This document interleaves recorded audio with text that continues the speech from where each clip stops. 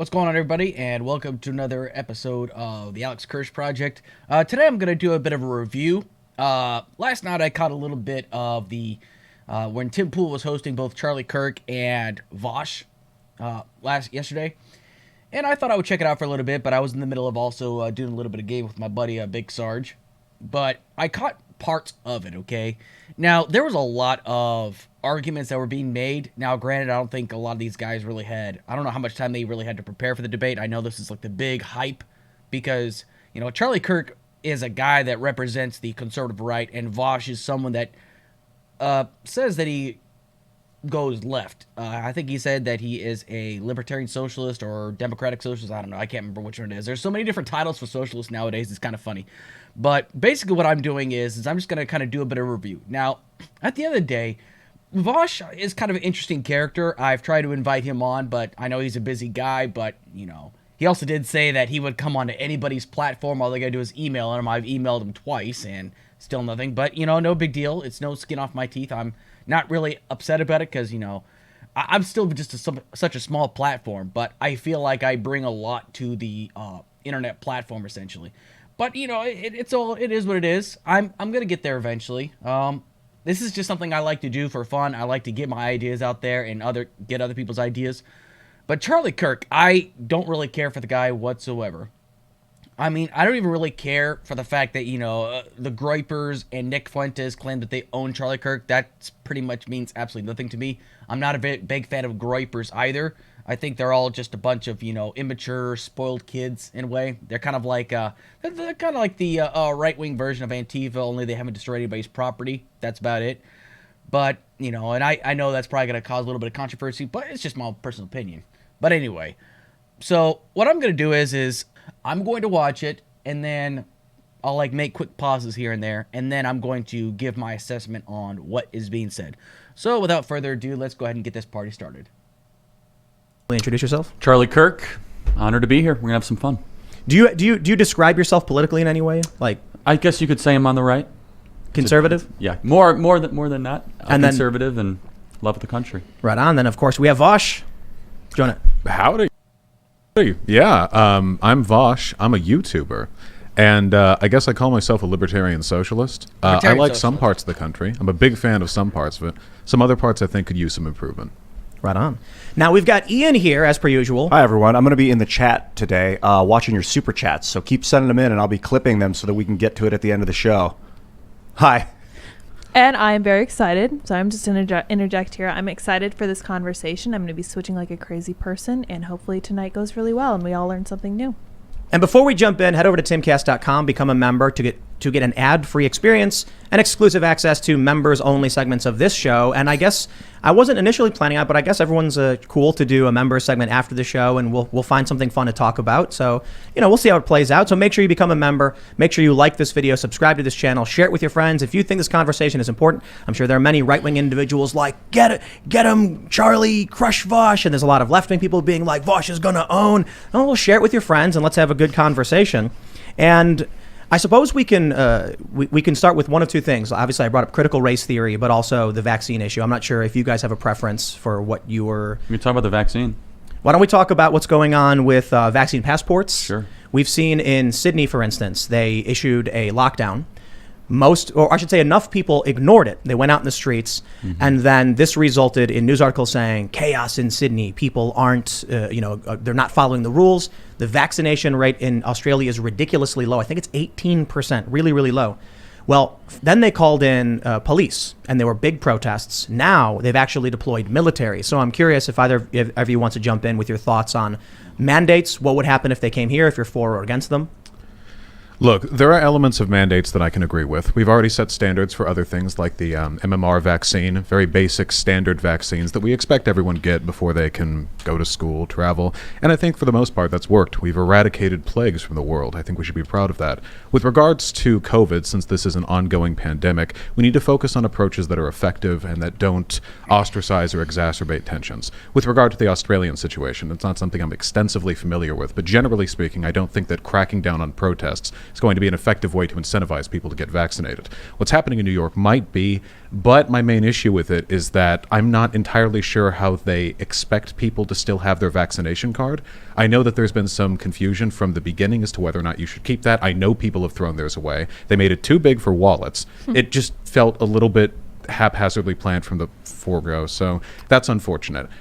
He's actually correct, because when I got my vaccination card, there was like no real place for me to put it. I mean, I've still got it though, but because I got my second dose in April of this year. It was on April 28th actually. Is he correct that the cards are too big? Yes. Do I think the vaccine cards are a bit much? I wouldn't say a bit much, but at least it shows that it's been signed by a medical person.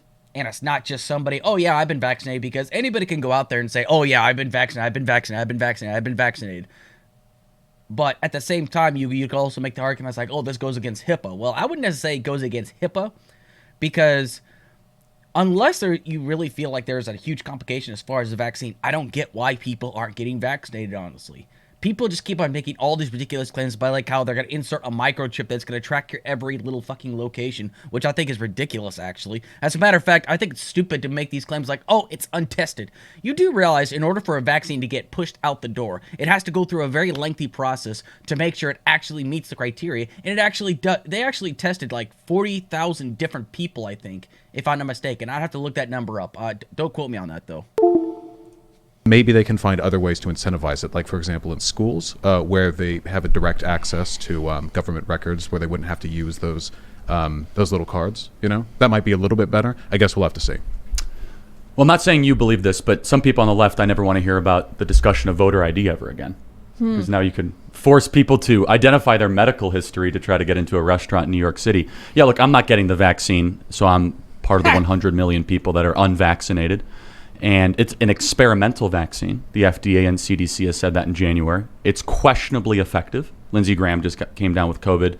You had a ship in the United Kingdom, 100% vaccinated ship that came down with COVID. It's more like a treatment than a vaccine. I'll leave that conversation to Dr. Brett Weinstein and the people that really understand how that works.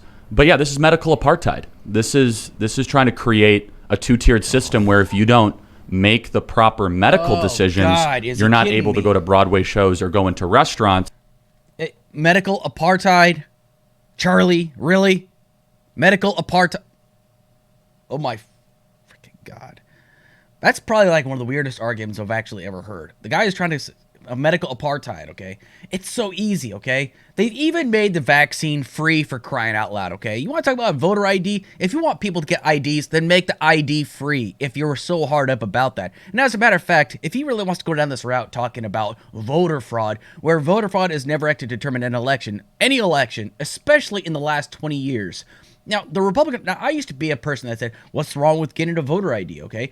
Honestly, I still don't think there's anything wrong with it, but you shouldn't have to mandate it either, because I'll put it down to like this. There are some people across the country that can't get an ID because some people can't get driver's licenses because they have a disability or because they are legally blind.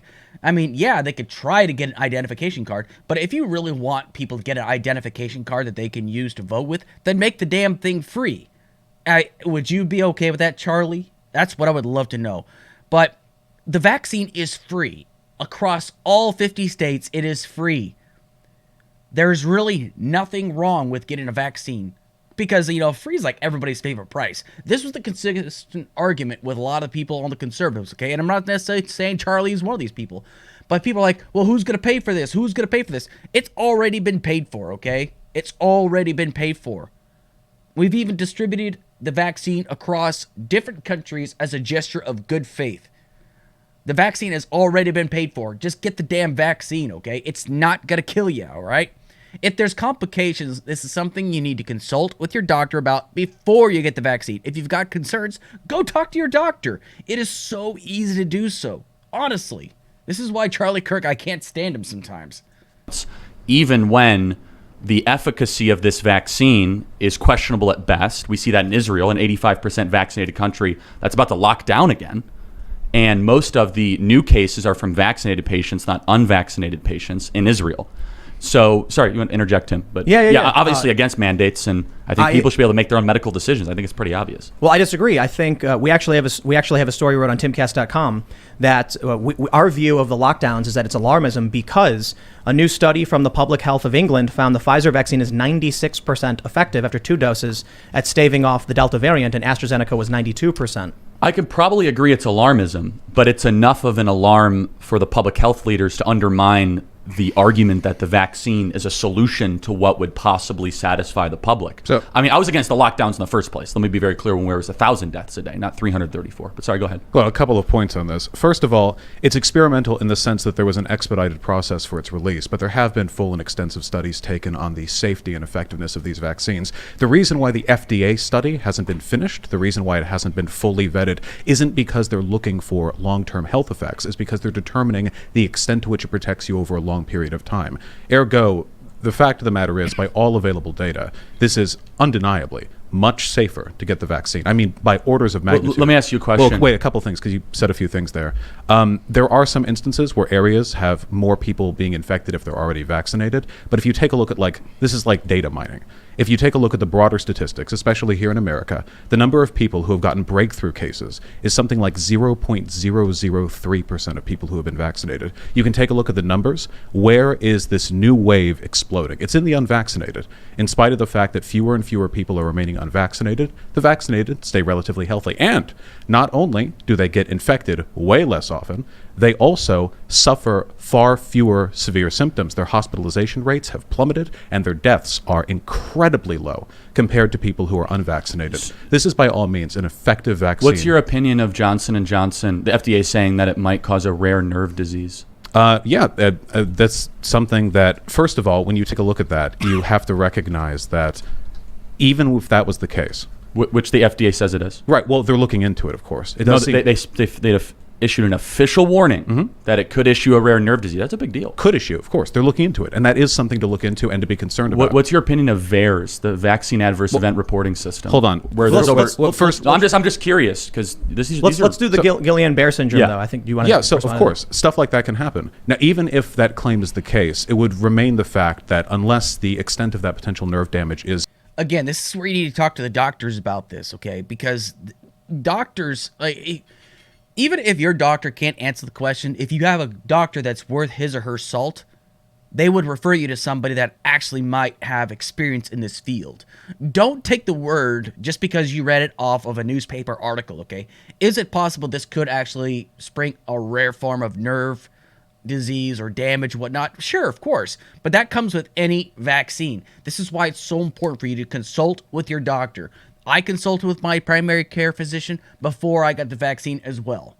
I have no allergies as known. Like, anytime you are supposed to get the flu shot, the first thing they're supposed to ask you, do you have any allergies to eggs or penicillin? And you tell them, no, of course not. You know, I've had so many different vaccines. I've been vaccinated, and I've been hit with injections for the past 20 years, every year, essentially.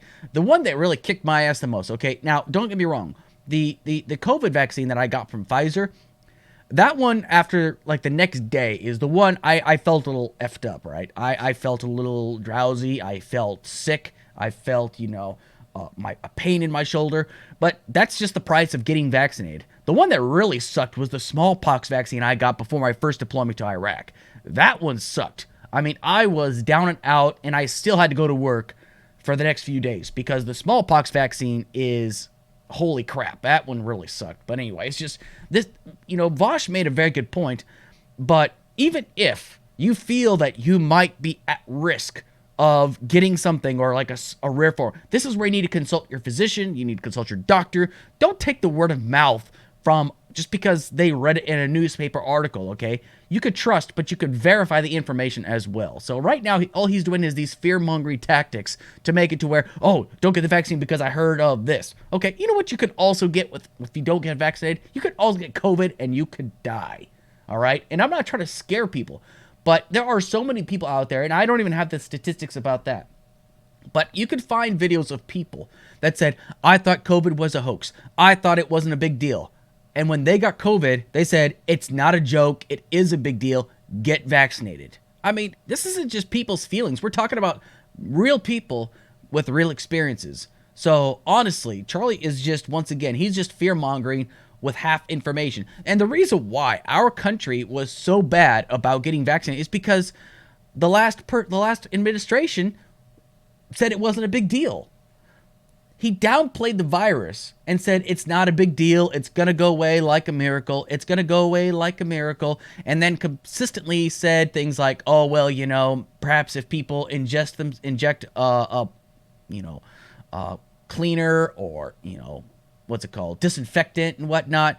I mean, that's why this is a problem. It's because when you have people at the highest level of office that says, oh, it's not that big of a deal, everybody else is say it's not a big deal. And I know, people are like, oh, well, you know, he didn't actually say it was a hoax.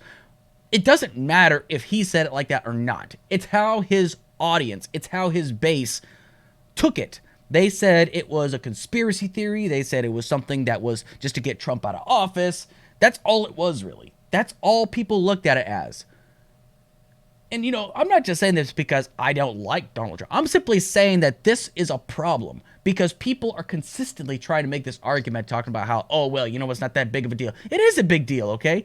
You could say, oh, well, you know, it's not that big of a deal because such and such percentage. Okay, just think about how much percentage of people would be dead or alive if they took it seriously, for crying out loud, and not thinking that Dr. Fauci is this known, you know, scientist madman. And people didn't even question Dr. Fauci until this came around. I mean, seriously, people. I mean, whose side are you going to take about this? Really? I mean, it's not that hard. It doesn't take rocket science. Just apocalyptically severe, that the effects of getting COVID would still be far, far worse than the potential side effects of that vaccine.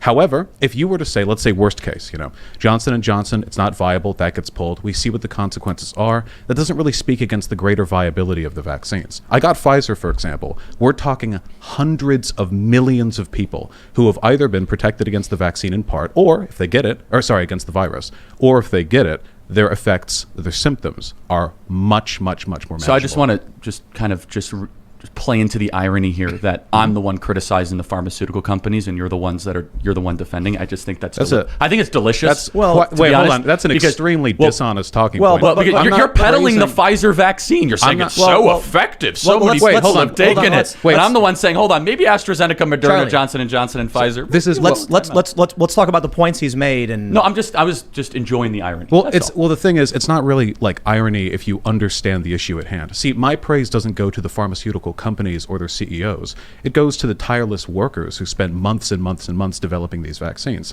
Who's getting rich from this vaccine? Well, hold on. Have I at any point praised the distribution or profiteering system? Who do you think gets rich Pfizer? from vaccine mandates? The workers or the Pfizer CEO? Nobody's talking about who gets rich. This is a toothless... Isn't that your whole hold on. shtick? This is a toothless critique that you could... Charlie, hold on. Let's try and go back and forth. This is a toothless critique that you Charlie. could apply to literally anything that you don't like. Everything in this country is manufactured to the profit of but CEOs. we don't mandate it, and so you can't go to restaurants if you don't get one of four major pharmaceutical medicines. Wait, I just want to say, if that's your criticism... That's one of many. Then you should... So if that's the criticism you want to focus on, I'm in favor of nationalizing the pharmaceutical industry. I'm willing to take it that far. But whether or not that's on the table, and I can't just make that happen, when we're talking strictly about the effectiveness of the vaccine, it seems to be effective. That's not a praise of the capitalist industry behind it. No, I was just enjoying the irony. That's all. It's not irony, Well, Charlie. it's totally ironic because I'm the one saying that they might be lying to us, and you're the one that's saying it's super effective. Wait, what Which lie? usually, if we were wearing our traditional uniforms, right versus left, it would be the other way around. That's all I'm saying. The only comment I'm making is what do you have to say about V.A.E.R.S, though? What do you have to say about the vaccine adverse event reporting system that says, well, over 7,000 people... Okay, so Charlie once again is just, oh, well, you know, big pharma, big pharma, big pharma. Okay, so if you don't get the vaccine, right, and then you get sick, are you not going to get vaccinated then? I mean, seriously. Charlie, how much kinds of have you taken any medication that came from big pharma whatsoever in your entire life? I'm willing to bet you have. I'm willing to bet right now that Charlie Kirk has in some way, shape, or form benefited from the medical breakthroughs from big pharma. I'm not saying big pharma is a saint, but at this point, okay, Pfizer, right? This is what they do. Pfizer came together and they created their version of the vaccine. You got Moderna, you got Johnson & Johnson, and guess what Johnson & Johnson is doing, right? They've been pulling some of their some of the vaccines and some of the issues they had, because that's what a company's supposed to do. Because yes, granted, okay, they shouldn't be making these mistakes, but they're only human, okay? At the end of the day, they are only human. But if you're going to complain about, oh, big pharma, big pharma, big pharma, okay, so what are you going to do? Drink tea leaves?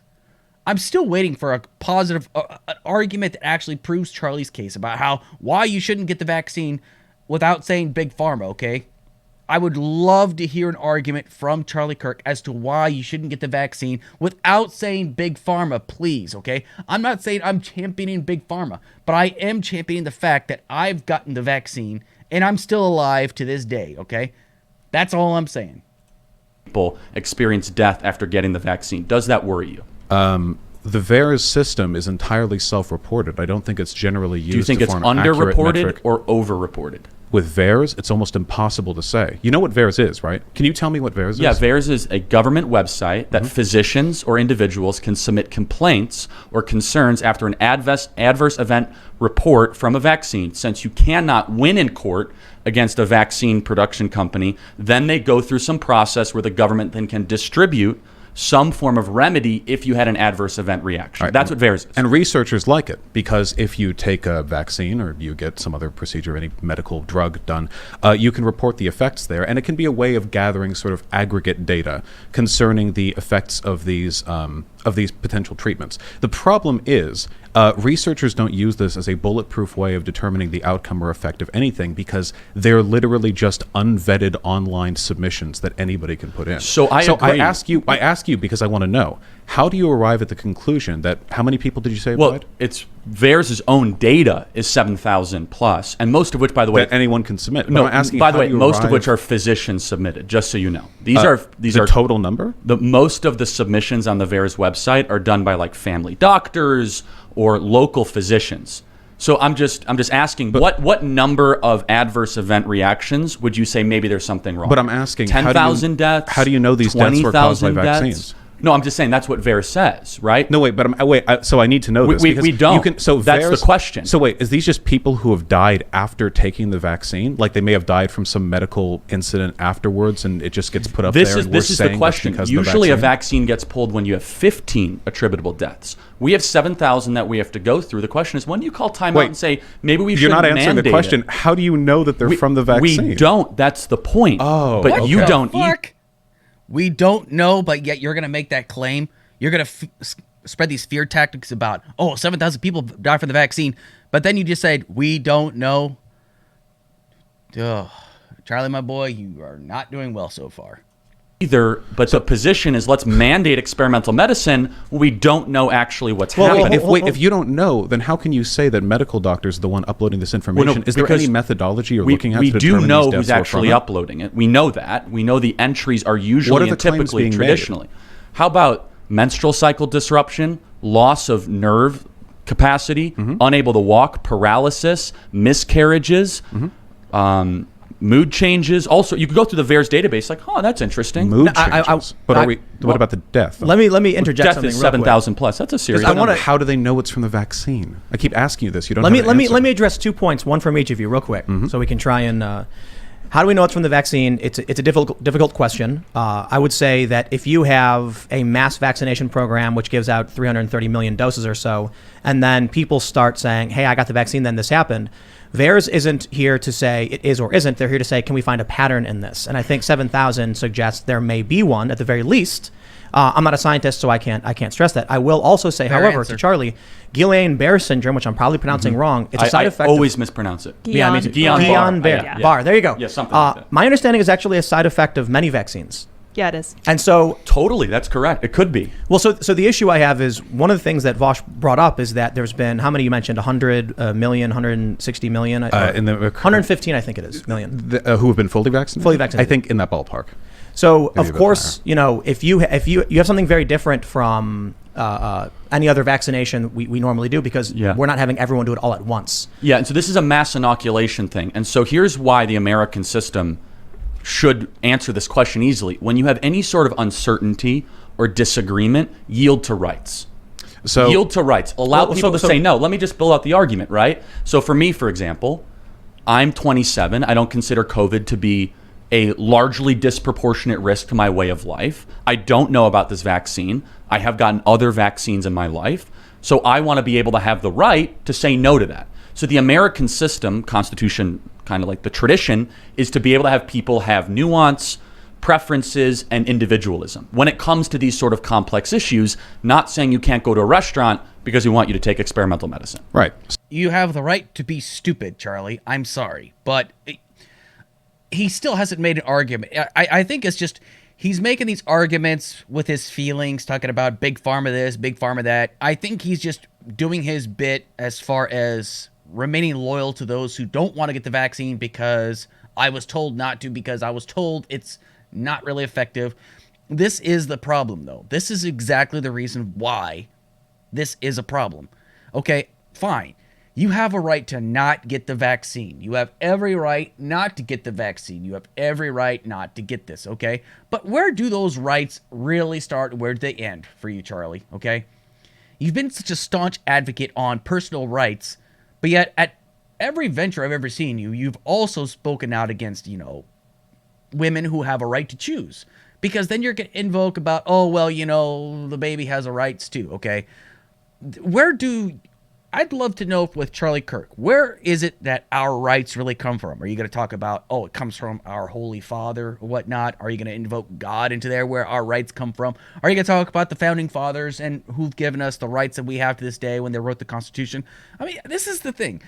People always love to talk about my rights, okay?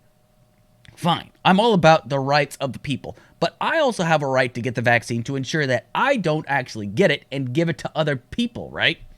I mean, this is all I'm saying. Now, people are going to say, oh, well, you can get the flu and you can pass it off to somebody else. And then it's going to, well, first off, we've had a flu vaccine as well. Let alone the fact that there's no guarantee, all right? Because whenever it comes out of COVID, people love to complain about COVID. Oh, well, they've inflated the numbers, which actually wasn't true. So what they actually did is when they came down to determining how people died, they didn't necessarily mean that COVID was the main cause of death. But anytime the cause of death was COVID, cancer, lung disease, heart disease, obesity, and whatnot, they actually have to log all those things in and take everything into account. It may not have necessarily been COVID that might have killed somebody, but COVID played a factor into it. This is exactly what people are freaking not understanding. And this is once again why Charlie doesn't know what he's talking about. He is consistently making these ridiculous claims about, oh, well, this is how many people have died, but I don't know. This is just what they're saying. I mean, this whole argument has been completely dishonest here. So I'm sorry, but Charlie Kirk is just not making any good arguments.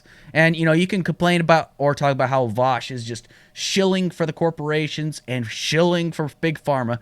I think he's shilling for the fact that vaccines is what helps people survive. That's what I would look at. I mean, I just wonder if Charlie's next going to bring up the Tuskegee experiments. I'm waiting for that one. So a couple of points on that. First of all, if we're speaking to legal rights, the Supreme Court found over a century ago that when it came to vaccinations, this was a special exemption from some people's rights to. I will agree with you that the courts are not on my side. 1904 in that one. And there's a reason why. Because, of course, when you choose not to take the vaccine, you contribute to the removal of others' freedoms. See, it's true. You do have a freedom to not or to take a vaccine, but I think other people should have the freedom to not grow up in a world ridden by plague. And with the way this disease, COVID, mutates with time, as all diseases do, inevitably, if it continues to circle the world long enough, and this is an international problem, not just an American one, new strains will develop, which will slowly ebb at the effectiveness of this set of vaccines. So it threatens all of us. May I say one other thing? Yeah, sorry. With all of that being said, just to speak to V.A.E.R.S. V.A.E.R.S. is an incredibly effective system for locating and roughly attributing concerns related to the effects of drugs. The problem is that there are several elements to this disease that make it really difficult to pinpoint anything specific. The two of which being A, hundreds of millions of people vaccinated. That is a huge range to pull data from. And B, the propagandist fear campaign about an incredibly effective vaccine process that may lead people to misattribute I just want to get a quick clarification clarification to vaccines. Sorry. Just quick clarification. Are you for mandating the COVID-19 vaccine? The same way we have other vaccines, like school, travel, that kind of stuff. Yeah. So, like, what if someone wanted to go to a restaurant or a supermarket or a movie theater? I think that, I mean, we don't have that for other vaccines, right? Like Right. every time you go to a movie theater, you have a little card. I understand that might be an effective panic measure, but long term, my goal would be to integrate it into the same revenue of vaccines. I think that's a more reasonable response than some politicians. I'm Yeah. just going to be honest. People That's- are panicking. And No, they I think that's a should. more People die. well. Yeah. I just want to make sure we Right. weren't having misunderstanding. No, I over think that's whether- more of a reasonable answer. I just curious, just on the vaccine topic in general. Are you concerned by like Dr. Malone coming out, who literally invented the mRNA vaccine and says that there's a dangerous spike protein involved, and he encourages people to think twice before getting it?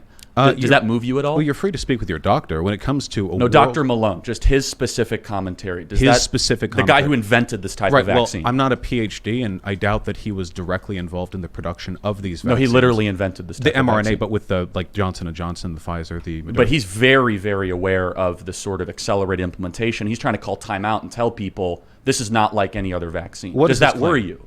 His claim is that it involves a spike protein. It was rushed to market. It's going to have side effects. You don't understand it like I did. I invented this. And you got to think twice before mandating it or even taking it if you're under a certain age. Does that bother you? What makes the current retinue of vaccines that we take, the mRNA process, different from other mRNA It doesn't involve the vaccines? spike protein, according to him, the same composition as like the measles, mumps, rubella type vaccine or the chickenpox vaccine. Well, those weren't mRNA. The process wasn't developed back during the MMR vaccine. Totally, but some of them are getting updated for the more mRNA type technology, But right? if he wasn't involved in the production of these modern vaccines, how could he possibly have any comment on any of the rigors or tests that were done Because he before? invented this type of vaccine. I'm just saying, But does that bother you? Do you Well, think he's just like a fear propaganda? Okay, this is interesting. Give me a second. So look at this. Dr. Robert Malone invented Myrna vaccines. This is false, okay? It says on his website, Twitter, and LinkedIn, Dr. Robert Malone is promoting himself as the inventor of Myrna vaccines. This is misleading. In 1989, Malone published a paper titled Cationic Lipsome-Mediated RNA Transfection. While his paper is an example of his important contribution to the then emerging field, it does not make him the inventor of Myrna vaccines. All right? And this is as of July 8th, 2021. So it looks like Charlie didn't exactly do his research, but, I can't expect everybody to know everything or to recite every one of their talking points because they obviously don't have their cue cards in front of them. And I'm not saying that everybody needs to have a cue card and that everybody needs to remember every single talking point. However, this is from one source saying that the Dr. Malone invented the Myrna vaccine. So obviously, this is misleading. This is false. So Propagandist and like No, he may well have concerns, but those are concerns that I would rather have addressed by the scientific community rather than, with respect to you and myself, YouTubers.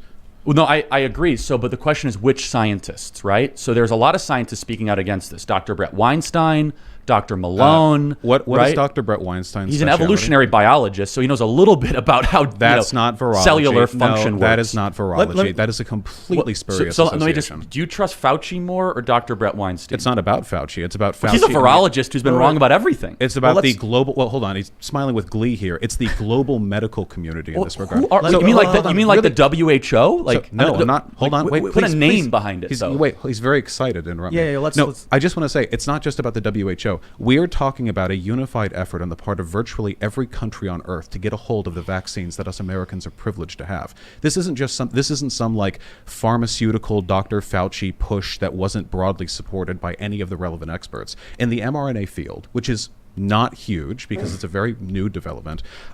Internationally, there is a demand for these vaccines. I wanted to add, just based on what you had said, I can pull up Reuters. Their fact check is that vaccines are not, quote, cytotoxic.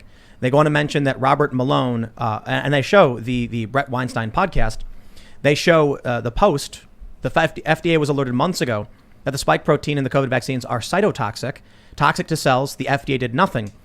Reuters says this is not true. Now, the issue at hand is trust. Like you mentioned, you said, do you trust Fauci or Weinstein? I don't know if there is a fact-based argument if you have the doctors you trust and the doctors you trust or the organizations you trust. It's a clash of who you believe, to be Well, honest. none of us have the credentials to just come up with these arguments on their own. There will always be bias in who we choose to believe. However, given the plurality of people seem to support the safety and the effectiveness of the vaccine, and the fact that it doesn't take a virologist to notice that over 500,000 Americans have died of COVID, more than the combined death tolls of every war since First World War I combined, including the Second World War in Vietnam. Those are things that I don't need to be a virologist to see. I can see can it I ask you a happening. question, That's though? pretty bad. One of the issues that's brought up frequently, especially on Twitter, is that many of these COVID deaths are died with COVID, as it's brought up, where people would say something like it tends to be people already who are addressed over that, 70 so. or things like that.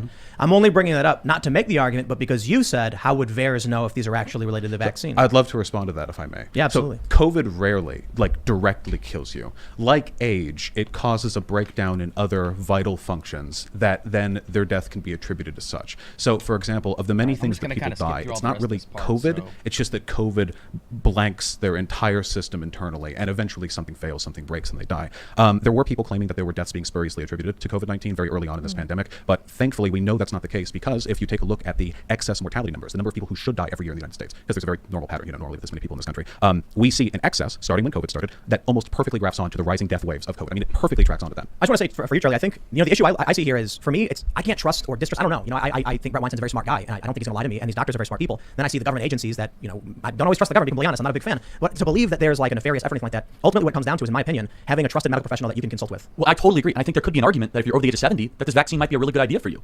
However, to mandate it for schools and for colleges, when these are highly complex medical decisions, that's where I'm going to push back against it. Well, It's let me They are complex. The Johnson & Johnson vaccine is not an mRNA vaccine, though. Okay, so go. All right. I got to put a stop to that nonsense. Okay. Now, the reason why it's dangerous to spread that kind of ideology is because the U.S. military actually mandated the COVID vaccine, especially on places like Fort Benning. Okay.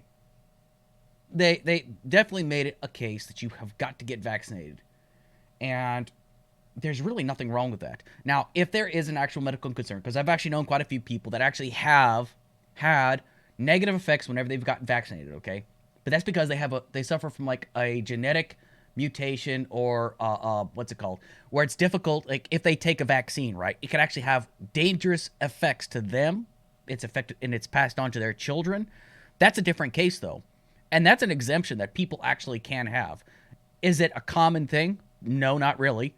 Because, again, the day after I got my vaccine, yes, I was down and out. I was on the couch, and I basically binge-watched, I think it was Invincible. I think I was binge-watching Invincible, which is a great TV show, by the way.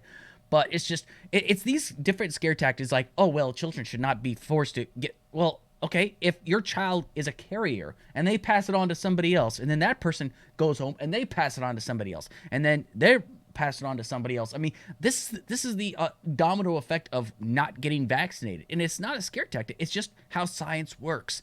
I mean, he's just consistently just moving the goalposts. Oh, well, what about this? What about this? What about this? What about this? Well, what if you don't get vaccinated and then you pass it on and kill somebody, for crying out loud? Will they be able to prove it? No, that they won't prove that you're the carrier. They could have got it from somebody else. But that's the entire point. There's too many unknown variables here on what happens if you don't get vaccinated. If you don't get vaccinated, what happens then? But if you do get vaccinated, there's a good chance that you're not going to pass anything on to anybody. This is exactly why I keep bringing this up. That's my understanding. I don't want to speak out of turn. I believe so. I would love to be fact-checked on that. I'm not totally sure. My memory's So faulty. I guess another question I have, what do you think of alternative type treatments, hydroxychloroquine, ivermectin? Why the push for mass inoculation? Well, because hydroxychloroquine studies have found it largely ineffective. There was, I believe, a French study that stopped when people started dying of heart failure. I think the only reason the right dies in this house is because Trump mentioned it. I don't think there'd be a push for it otherwise. The vaccines are the effective way of getting mass populations inoculated. And while it is true that most of the people who die are ancient, the fact remains that people experience long-term side effects from getting COVID, even if they survive. I know people who are in their 30s, and me, a blistering 27-year-old myself, I'm not especially worried, but I've heard them talk about how much harder it is for them to climb up flights of stairs. I know that erectile dysfunction, fellas, is one of the listed potential side effects of getting COVID. Even young, healthy, no other problems. It is true that death is most comorbid with age and pre-existing conditions, but still, and that's not even to speak of the COVID variants. I mean, right now you're on Delta, but if it keeps cycling around the world, let it go for another year. Who knows how bad this could be. So Johnson & Johnson is not an mRNA my vaccine. God. So there's an alternative to mRNA if you're concerned about it. And there was some guidance with the nerve disease with that. Sorry to interrupt. I do think we kind of overlooked something really interesting is that when did we mandate vaccinations in public schools?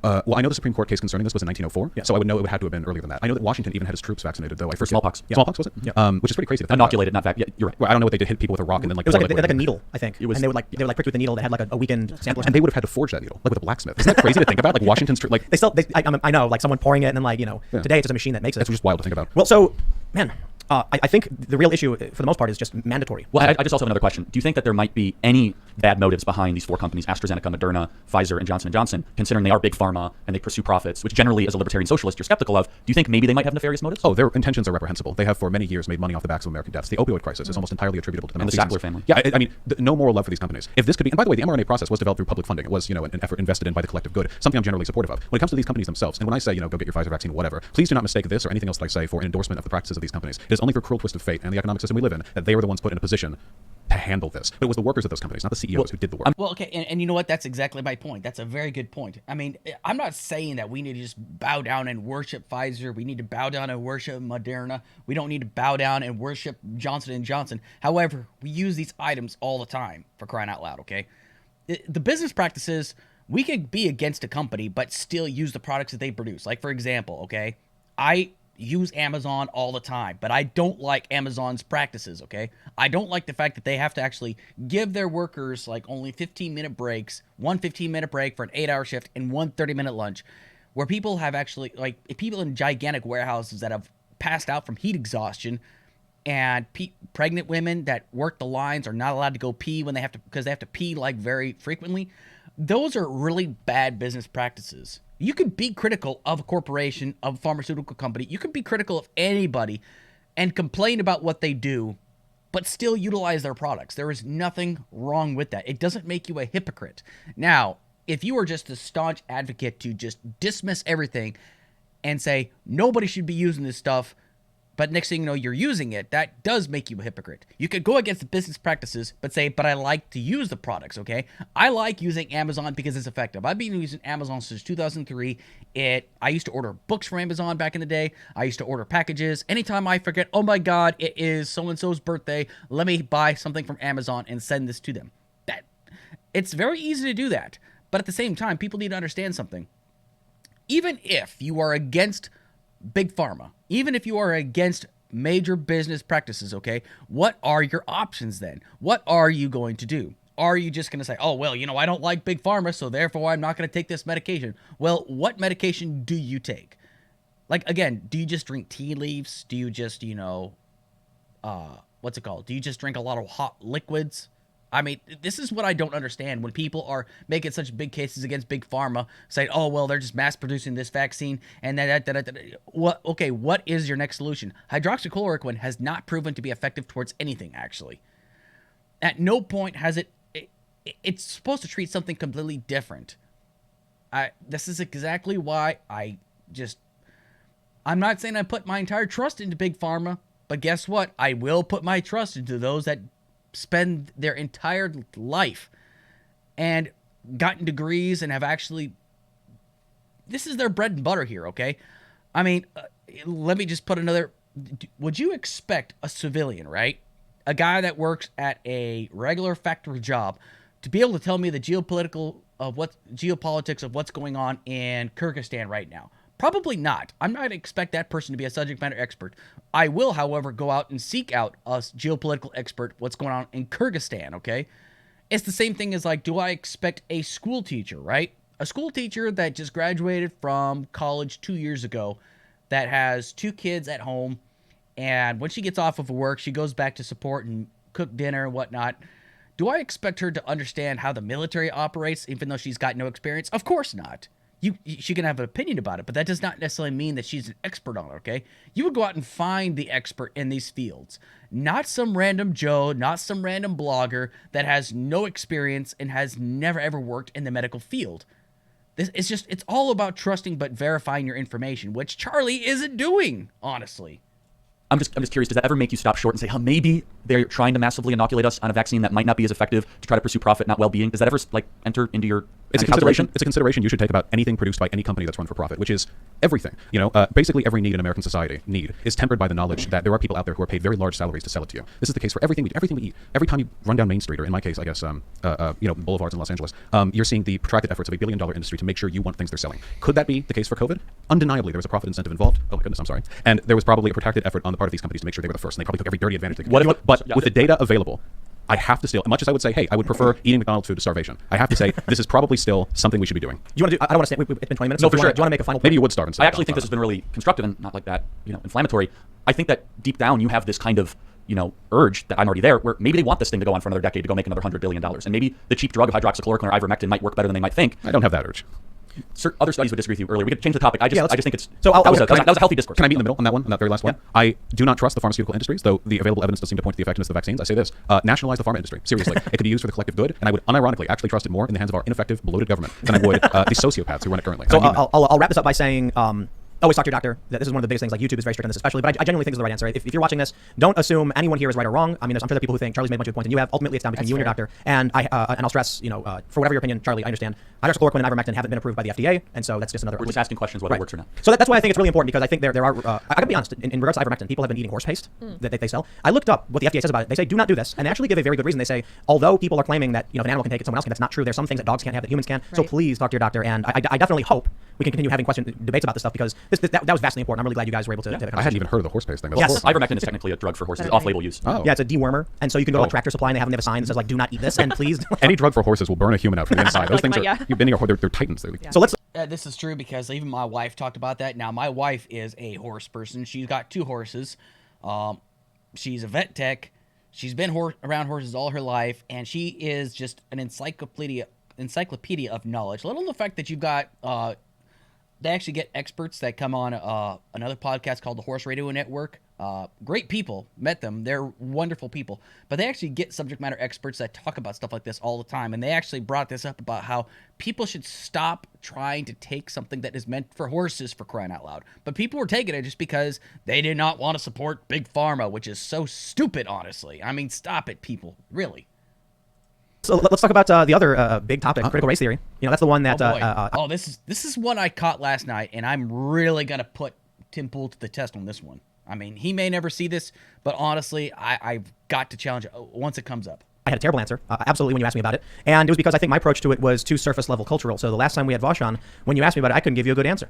And I think we can talk about what's happening in schools, the things they're teaching children, and I don't know if either of you has an opinion and wants to start off with. Floor is yours. Yeah, so there are 2 CRTs. There's the critical race theory that I know of, which is a highly esoteric, essentially elective class that you can take in some law schools that teaches you a variety of incredibly eclectic legal theories some of which I like and some of which I think I disagree with. And then there's the critical race theory that people like Christopher Rufo have been trying to push, a sort of catch-all term to describe all anti-racism. We see these anti-CRT bills being put through state legislators, and a lot of them don't even mention critical race theory. They mention stuff that's been boilerplate anti-racist theory for like 2 centuries.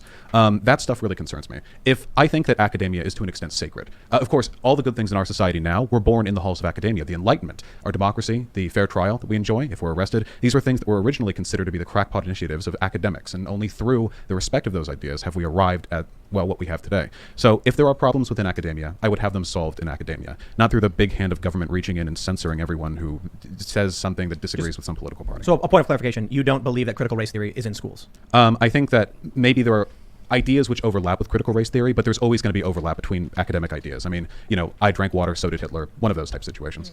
I think you're coming at it from in good faith, where you're technically correct here that the super academic way of defining critical race theory is not being taught to 4th graders, right? With that being so. It'd be pretty with tough that being said, there are it's almost like saying, we're not teaching advanced geometry to 4th graders, but we are teaching them, very basic math, right? We'll get them the Euclidean geometry.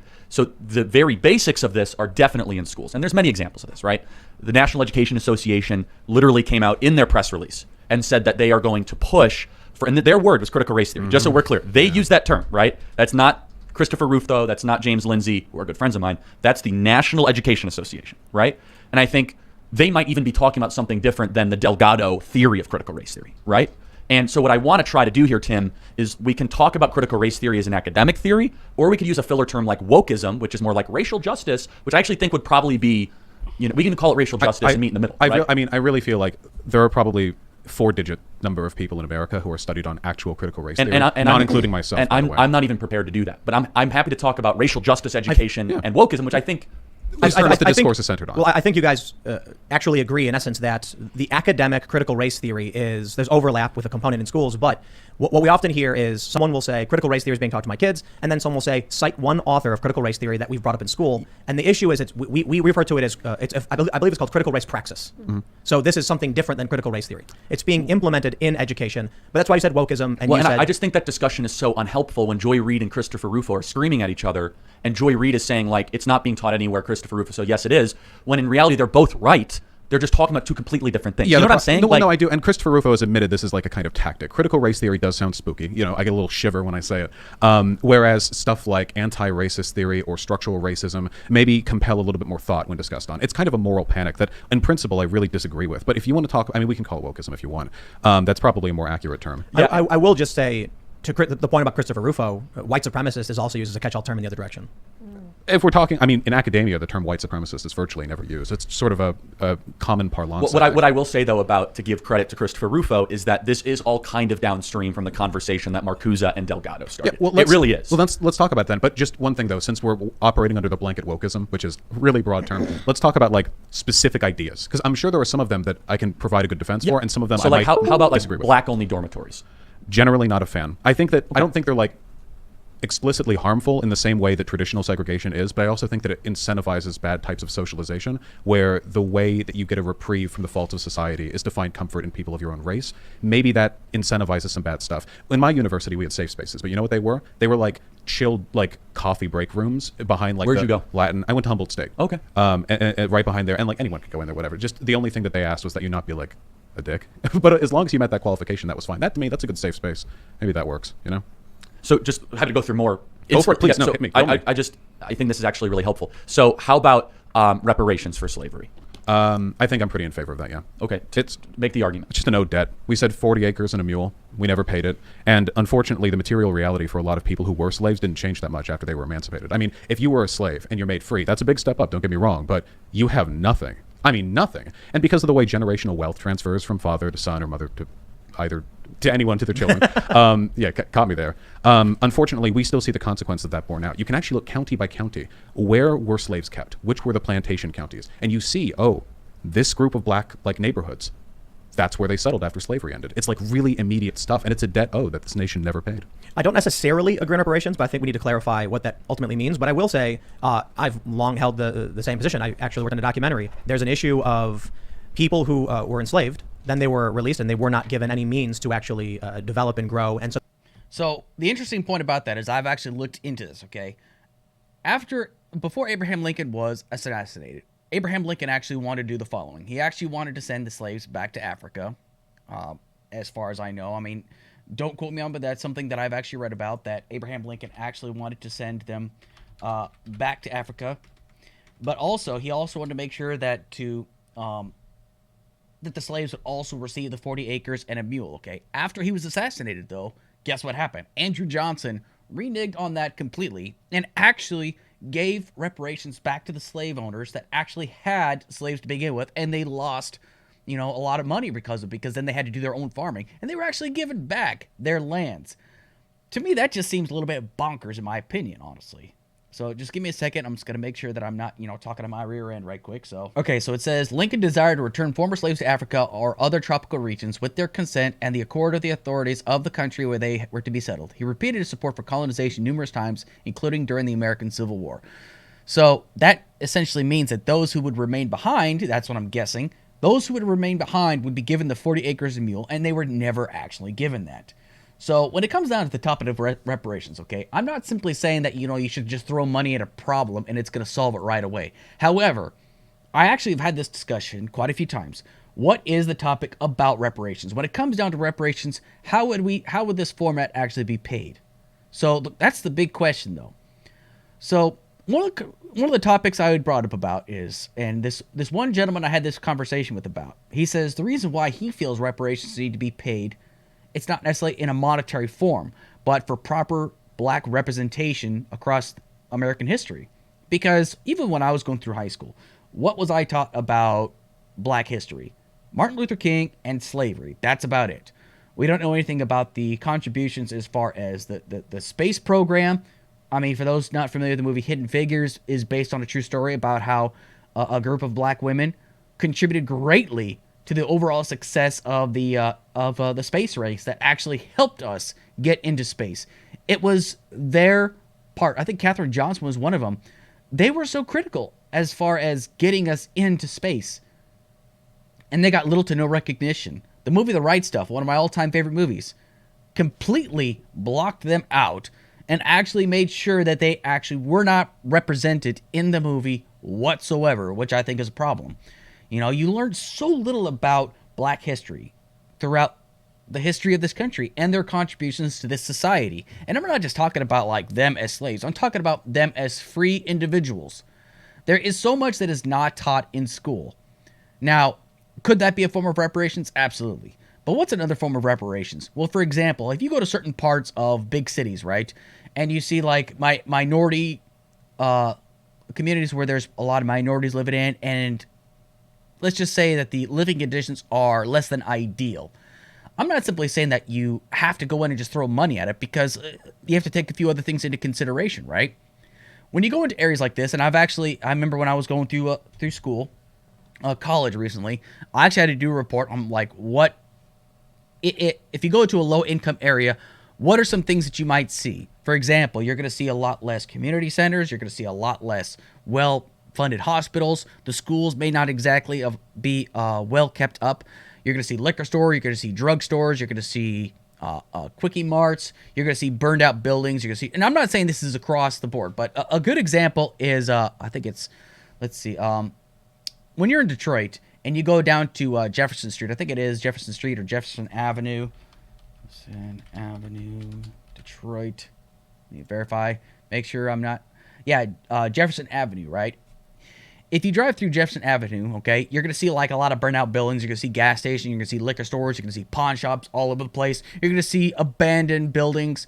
You know, at one point when Detroit was actually one of the most prosperous cities in the country. But then in a blink of an eye, you're now into Grosse Pointe, where you're going to see well-manicured lawns, cars that are worth at least 50 grand per. It's amazing, like, how different things are. Now, some things that kind of take into account is, like, for example, if you drive into a low-income neighborhood, you're also going to see the choices of food is a little bit less. Like, for example, if you go into a more affluent region or an affluent town, you're going to see better food choices. You're going to see better hospitals. You're going to see better schools. You're going to see better community centers where people can actually engage and stuff. But you're not going to see that in some projects across the country. And I'm not trying to dog on these people. I'm not trying to dog on these lower income communities. I'm simply trying to make a point where if you don't afford these same opportunities to people, that's what you're going to get. Now, in order to change these scenarios, you just can't throw money at a problem and expect it to fix itself. You actually have to make adequate change. But the problem is, though, is like, who's going to enforce this? How are you going to force people to abandon something that they've known for so long? Well, first off, it would seem like you would actually have to force people to adapt and force people to get away from this way of life. But how are you going to force something like this? Again, you can make the argument about whether we should pay the reparations and just throw money at the problem. I don't necessarily think you should just throw money at the problem, especially to those that, you know, they had to leave school because they had to take care of their family, which is a very real situation. Or some people just have a strong, functioning family to help teach them about personal responsibility. And again, I'm not trying to dog on anybody and just look down upon them. I'm just giving like real situations where this is something that actually does exist. I once knew a guy when I was stationed at Fort Hood. He grew up homeless on the streets of New York, and he talked about how he didn't really have any strong parental figures in his life. And now he has one story out of many. And he talked about like how he hung out with a very unideal crowd where they would actually break into people's houses. And it wasn't just to, you know, wreak havoc. It was to survive.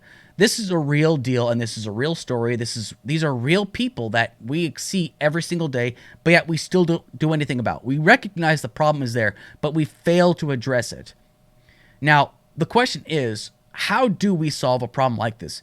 And again, you can make the argument about, oh, well, you know, reparations isn't going to fix this. Well, we've never really tried, because we always seem to make all these different excuses as to how we're not going to solve these problems. So again, what do we do about it? But anyway, let me get back to the video. That there's a generational wealth gap between people based on race for these historical reasons. The challenge I see, I suppose, is, you know, we've done a lot to amend the laws and change them. For instance, you know, redlining and blockbusting have become illegal, and now we're dealing with, and ultimately, I believe, is a class issue. Of course, racism still exists. But anyway, I digress on that point. What I wanted to get to is specifically on reparations. What do you view reparations as? More importantly. So this is a big divide. Some people think like cash payments. I'm not a big fan of that. It doesn't fix the problem, for one. It's if you can put money into that community, but there's been research done on how long a dollar stays in a black neighborhood as opposed to a white neighborhood. And if a black neighborhood, all of the businesses are owned by corporate boards that are all majority white, eventually the money filters out, and you get a very temporary boost in living situation. Not much long-term structural change. I'm a big fan of structural reparations, not based on race, but rather based on targeting neighborhoods that need it the most. Some of these neighborhoods are like white, and I passed through some of them on my way out from Ronald Reagan Airport. I can tell which parts of this country you can see it in the bones of the neighborhood. And I think that a new proper reparations project, a new new deal even, would go a long way. Well, so you're saying not even based on race? I think that we should recognize that this is largely a racial project because, unfortunately, poverty and race are really intertwined in this country. But in terms of applying it, I think that it would be much more healthy if we treated it like a collective effort to bring up the lowest sort of echelon of our economic. So I want to ask you, Charlie, would you agree with a program that was in how do I try this? Explained as reparations, but was not based on race, went to people based on class and neighborhood, so that it could help Latinos and white people and Asians and everybody? First of all, I'm against reparations. I just don't like the word because it kind of implies this intergenerational type guilt or allowance that I kind of reject, and I'm happy to build that out further. Do I agree that the question is mostly class? Oh, absolutely. And I think that Vaush is hitting on something, and I think that you're saying that it's inherently racial. I really want to explore that with you because I think that's interesting. I think you're wrong, but I think that's interesting where I think the racial thing is actually being used to distract people like you and I from actually talking about what's really happening here, which is a small group of people getting a lot richer while normal people get poor. And I think the racial thing is being used as this distraction tool to throw smokescreen in the middle while we're talking about something that we're never really going to have consensus on, when the true struggle right now is mainly economic. Yeah, well, I think that applying reparations along racial lines runs into a bunch of really tough issues. Which neighborhoods? Do you go by like blood? Like, can you prove your great-great-grandfather was a slave? It gets very difficult very quickly. Maybe that would be the most direct interpretation of generational reparations. But in my mind, the reason why it's important to recognize the racial issue here is that the nature of class divides in this country is cut into racial policy prior to the Civil Rights Act. The redlining that took place, lines which still remain not in law but in practice, led to very distinct, I mean, sometimes, one side of the highway is nice and the other side of the highway, I mean, it legitimately Can I just jump in real quick? Uh-huh. I'm from Chicago. 47th Street was split by race. No joke. This is long-standing effects on the city. Just to point out. No, and I grew up in LA, and on either side of the 5, which cut through the city, I mean, or the 405, sorry. Let me right just there. interject something too, and I don't know if you're familiar. We were actually told that we would be arrested from the south side of 47th. If we crossed 47th, we would get arrested because the cops would pull up and say, "You don't live in this neighborhood. What are you doing here?" I'm from the suburbs of Chicago, so I've heard stories like that. I mean, it's very clear. And you know what? I'm from the country, honestly. I've never... Okay, so at one point when I lived in Killeen, Texas, Rancier was one of the most crooked places I've ever actually lived at. Somebody actually broke into my apartment. They didn't take much. They took my George Foreman grill, which was kind of odd. But I think it was more like a message of some sort. But, long story short, I mean, it's just, there are certain parts of Killeen, Texas that I would not drive down. And because a lot of the people that would actually get kicked out of the Army, honestly, would stay in Killeen, and then they would actually stay there and get involved with very bad people. And it didn't matter what race you were. You were just... Because I saw all kinds of people getting kicked out of the military in my 20-year career. And it just had to do with the person, not necessarily the race. Because I've seen... When we try to get into the topic about race, that's where it kind of murkies the waters. Because that's where people start to, use less logic and use more feelings in regards to that. When you look at the biggest issues right now, class plays a lot into it, especially those that, did not, like, for example, if you take a person that just did not do well in the military, right? And they get administratively removed, whether it was like a general or other than honorable or bad conduct or even dishonorable discharge, right? You're not entitled to the same benefits from those that actually receive an honorable discharge, and they're actually going to do a lot worse off, especially if they don't have a plan. Having a plan plays a lot into it, because I've also seen people that do get an honorable discharge, but just didn't have a plan once they got out. Now, for those who got kicked out of the Army or the Air Force or whatever branch you want to talk about, and they get themselves mixed up with the wrong people, it's because they don't really have many options, or they just chose to go that route because that's a route that they're most comfortable with. There's a lot of factors that kind of play into it. Clear to say I'm not from Chicago. I grew up in Beverly Hills, which is close, though, to West Hollywood and Koreatown, and the lines are clear as day. The reason I say that, though, about like the racial project, is that because explicit discrimination is no longer in the law, we've pretty much wiped that out, with the exception of some, I guess, edge cases. the project of systemic racism, or the existence of systemic racism, is something which is carried through class by inertia. It isn't something you can explicitly legislate along anymore. I mean, obviously, nobody's out there passing laws like black people can't do this. That'd be silly. But instead, the consequences of slavery and of second-class citizenship for black people left unaddressed, a wound left to fester that, unfortunately, can't really heal itself inertially unless we do something specific. So the issue with that argument is that the more that we intervened in the black community, it actually had the opposite effect. And Thomas Sowell probably has done the best research and literature on this. You can laugh all you want. He's got I wasn't trying to besmirch. He's a very thoughtful thinker, and he actually lived through this, right? He lived through the Black Renaissance in the 40s and the 50s, where redlining was a legitimate problem. So was yellow lining, by the way, against Italians and against Jews. Nowhere nearly as bad, but there were other degrees of discrimination based on ethnicity and cultural background. And the black community, especially, you know, the area really well in the south of Chicago, right near the Chicago stockyards, the black community almost had this rallying cry where they were being discriminated against everywhere, and they kind of collectivized their purchasing power, and they saw their incomes increase actually at a higher rate than white Americans in the 40s and 50s and early 60s. You've heard this argument many times, and you probably, disagree with it, but it's just true, is that the moment that we all of a sudden de-emphasized fathers being in the home and subsidized fatherlessness, we saw all these other trends increase. So in right before the Civil Rights Act passed, about 24% of black children were born without a father. Now it's upwards of 70%. You guys can look at the Washington Examiner. It's 77%. Let's say it's 65%. So something has to explain that 40-point increase. May I?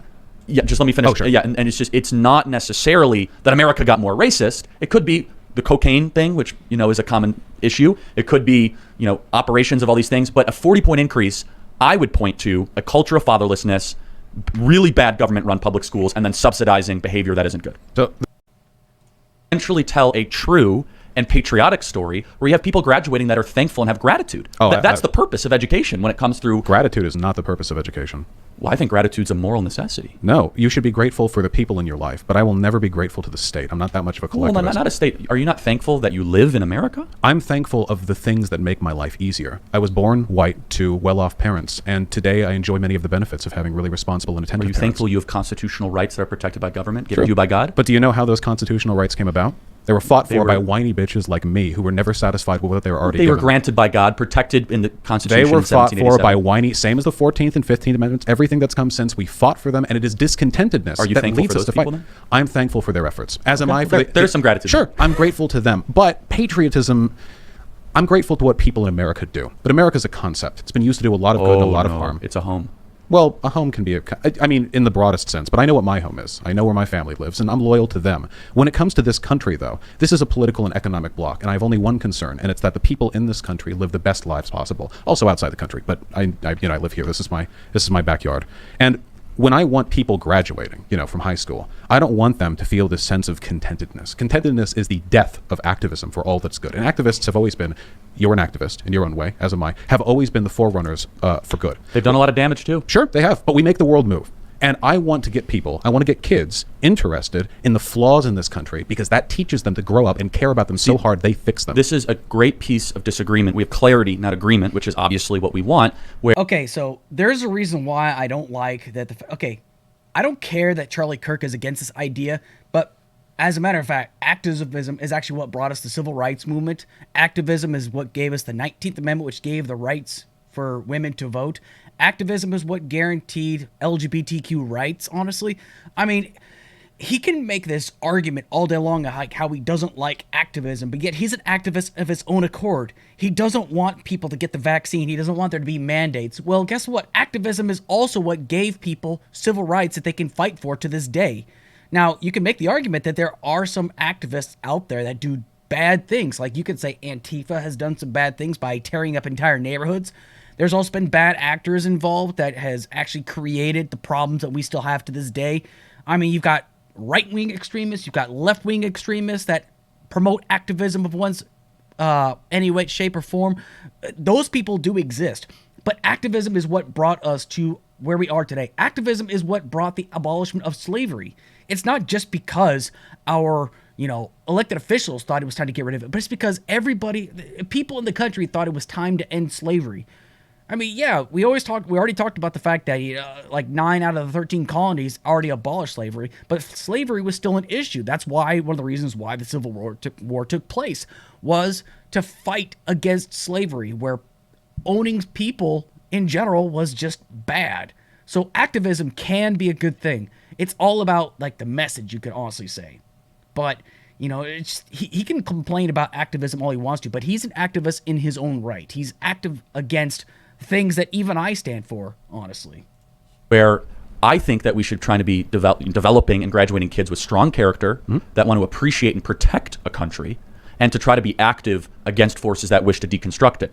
Your goal, and that's we're just not going to persuade each other, is that you want to try to graduate activists that know the flaws and are willing to mobilize to try to fix them or to...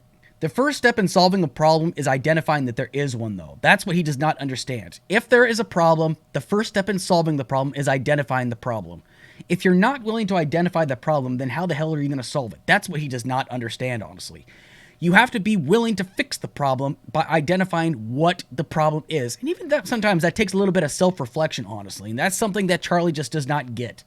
To undo whatever system might be effectuating. Is that fair? As long as it's responsible and effective, yeah. There are ways to do progressive... Of course, I'm a progressive, so I'll say it's good by default, but there are ways to do it poorly. I disagree with people on the left constantly, either over issues of actual concept or issues of optics or issues of engagement. I always find something to disagree with people on. It's very fun living. But with all that being said, I have to wonder, is it not the prerogative, and I'm not assigning this to you, of tyrants to make sure that the children who graduate from their schools find no fault in the nations they're taught to love? See, I never said no fault, but you could be thankful for something, and you can have a holistic view of something, and understand that there were stumbles and there were missteps, while also being pretty freaking proud of that something. How exceptional this project is. What if there are current problems, like today, We should talk about those. Like we already talked about fatherlessness, government overreach. Tim, you want to interject? Oh, no, I think it's interesting to me. You're from the suburbs of Chicago. Yes. You grew up in Beverly Hills.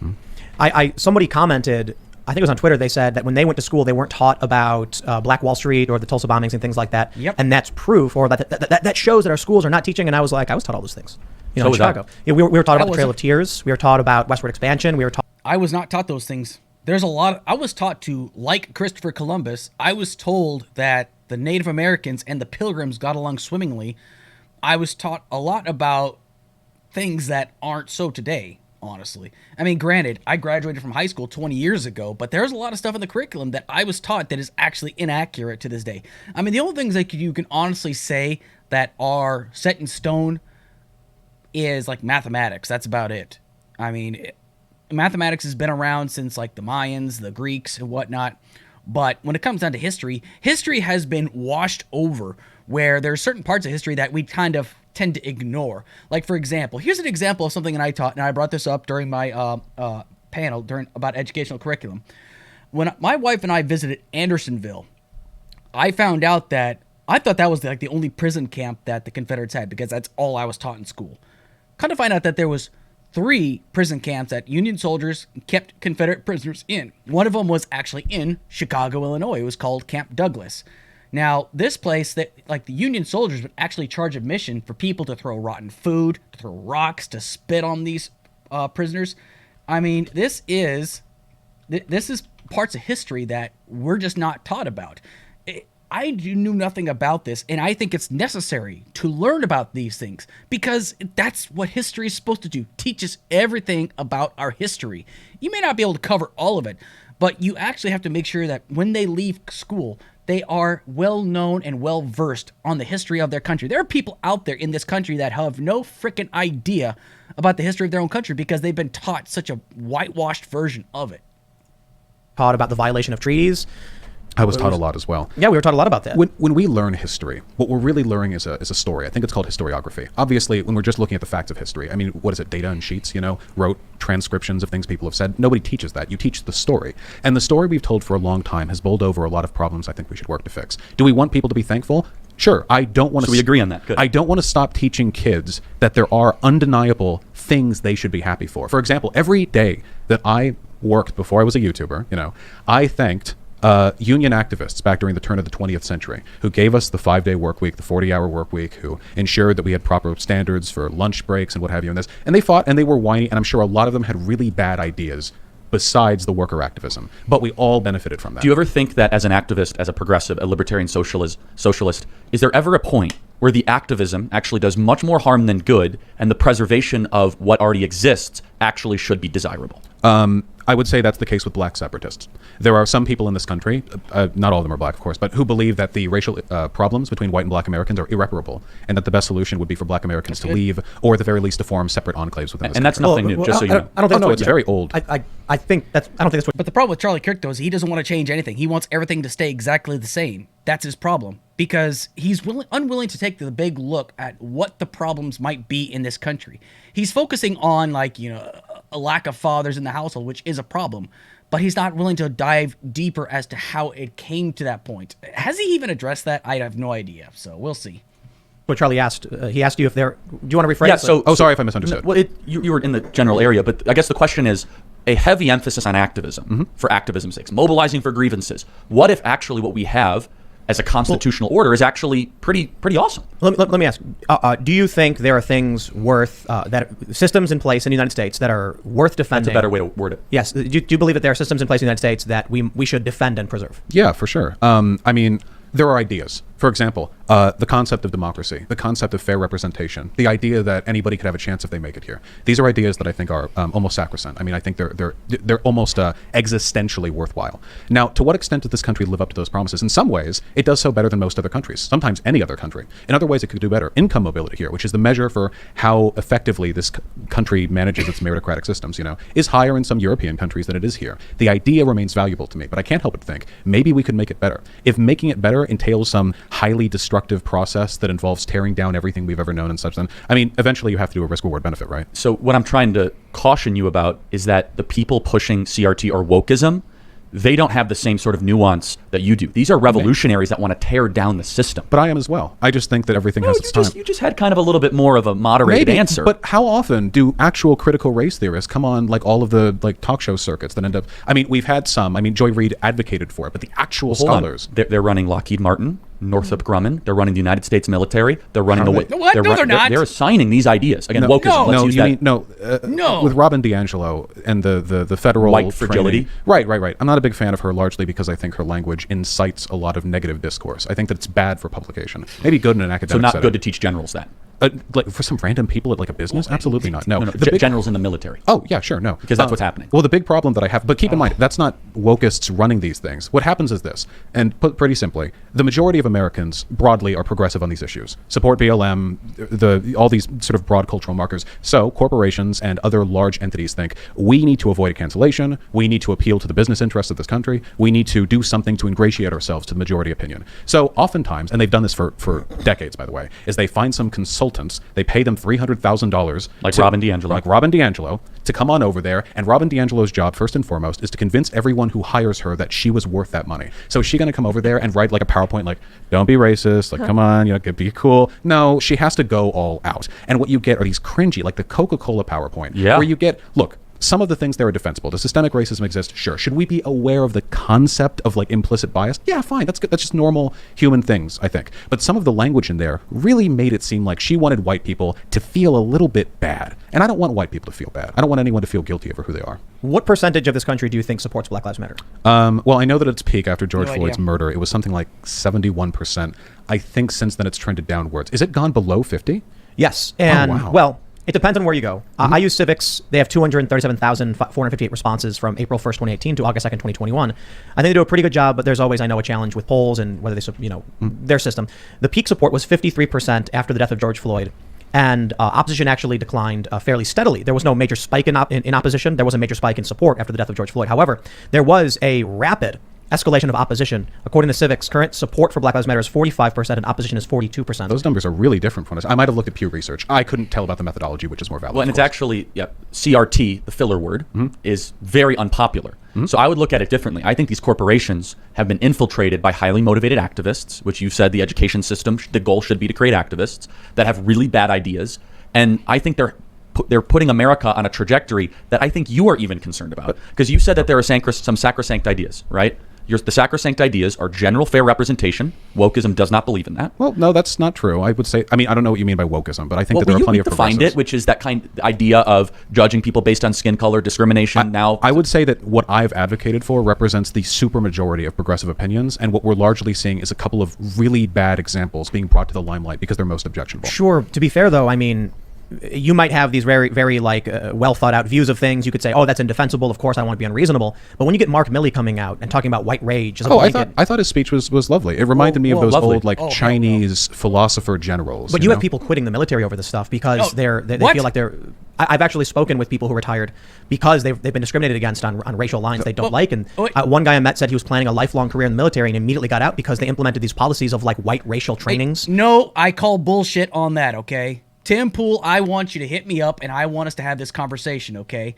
If you're seriously going to sit here and tell me that people are quitting the military, you just can't quit the military, okay? I'm sorry. It doesn't fucking work like that, okay? This is why I don't like people that are dishonest, honestly. I mean, I would love to him to go into detail about this, but people just don't up and quit the military. It doesn't work like that, okay? If you just quit the military and you just leave one day, first off, you are, out of ranks, and then after 24 hours, you're considered AWOL, and after 30 days, you're a deserter, okay? You can't just quit the freaking military. There's a process in order to get out of the military, okay? I would know. I did it for 20 years, but this is the reason why, okay, when it comes down to Mark Milley, okay, I even did a video where Mark Milley essentially owned Matt Gaetz on this. He's talking about how it's important for us to have an understanding of these things, okay? Because people are so focused about critical race theory, but they have said nothing about the sexual harassment and sexual assault that goes on in the military. They say absolutely nothing about people being treated poorly and people being forced into not saying anything because they don't want to rat out their buddies. I mean, you're more concerned about critical race theory? Are you kidding me right now? What the hell is wrong with you, my dude? I mean, to me, this is completely dishonest. Let me see what else he has to say. They were told that the symbols of America are no longer allowed to be displayed like in private because they're extremists. In the military? In the military, okay, yes. Well, I can't speak to any of that. I haven't looked into the particulars of that. The only thing I want to say is that it feels like with Robin DiAngelo, we've seen this pattern for decades now. I don't think it has anything to do with infiltration. I think it's the big ups, the CEOs, the project managers, whatever. They know there's some broader political, social, cultural trend happening, and they think, who's someone we could get? And if you look up racial sensitivity training on Google or anywhere else, some names are going to pop up, and we know which one comes up first, and they just hire that person because they've got money and they need to spend it before the end of the quarter so their budget doesn't get cut. Do you think that it should be... How's the right way to phrase this?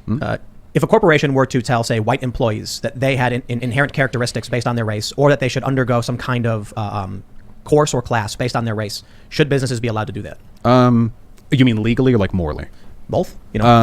I suppose legally if they want to. I can understand people being upset over it. I don't think there's anything wrong with racial sensitivity training in concept. The problem is that it's almost always done by this consultant class of like upper middle class, like WASPs who are really, really intent on getting their own milquetoast veil of progressivism pushed down the throats of whoever they can have paid to listen to them.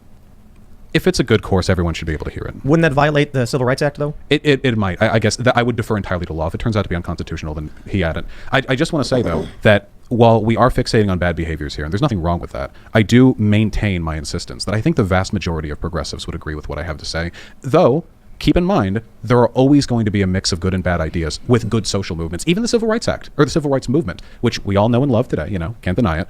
There were plenty of people acting there whose ideas I disagreed with. Malcolm X when he had his black separatist phase, though he amended that before he died. There are even ideas of Martin Luther King's that I maybe could question if I spoke with him. He wrote a book after the Civil Rights Act. Where do we go from here? Chaos or something good. And he said a lot of stuff about the responsibility for white people to not make amends, but to educate themselves on the experience of black suffering so that we no longer just integrate, we truly assimilate. We know we're a collective bond. There's always going to be some disagreement. Is the movement valid? To me, a movement which recognizes the racial discrimination, the systemic racism that exists, that there are problems we have yet to overcome, this is a movement worth defending. I just want to make some data points real quick, and then Charlie can come in. Man. So first, the one thing I wanted to highlight, let me actually pull this up, is that net support, which is support versus opposition, before George Floyd died for Black Lives Matter in this country was 16% net support. As of today, according to Civics, it's 3%. That brings it all the way back to 2018, to August 16th. Now, one of the things I think is really important to note is the severe tribalism and hyperpolarization in this country. So if we look at support for Black Lives Matter among Democrats, 86%. Support or opposition for Black Lives Matter among Republicans, 86%. Opposition, mirror image.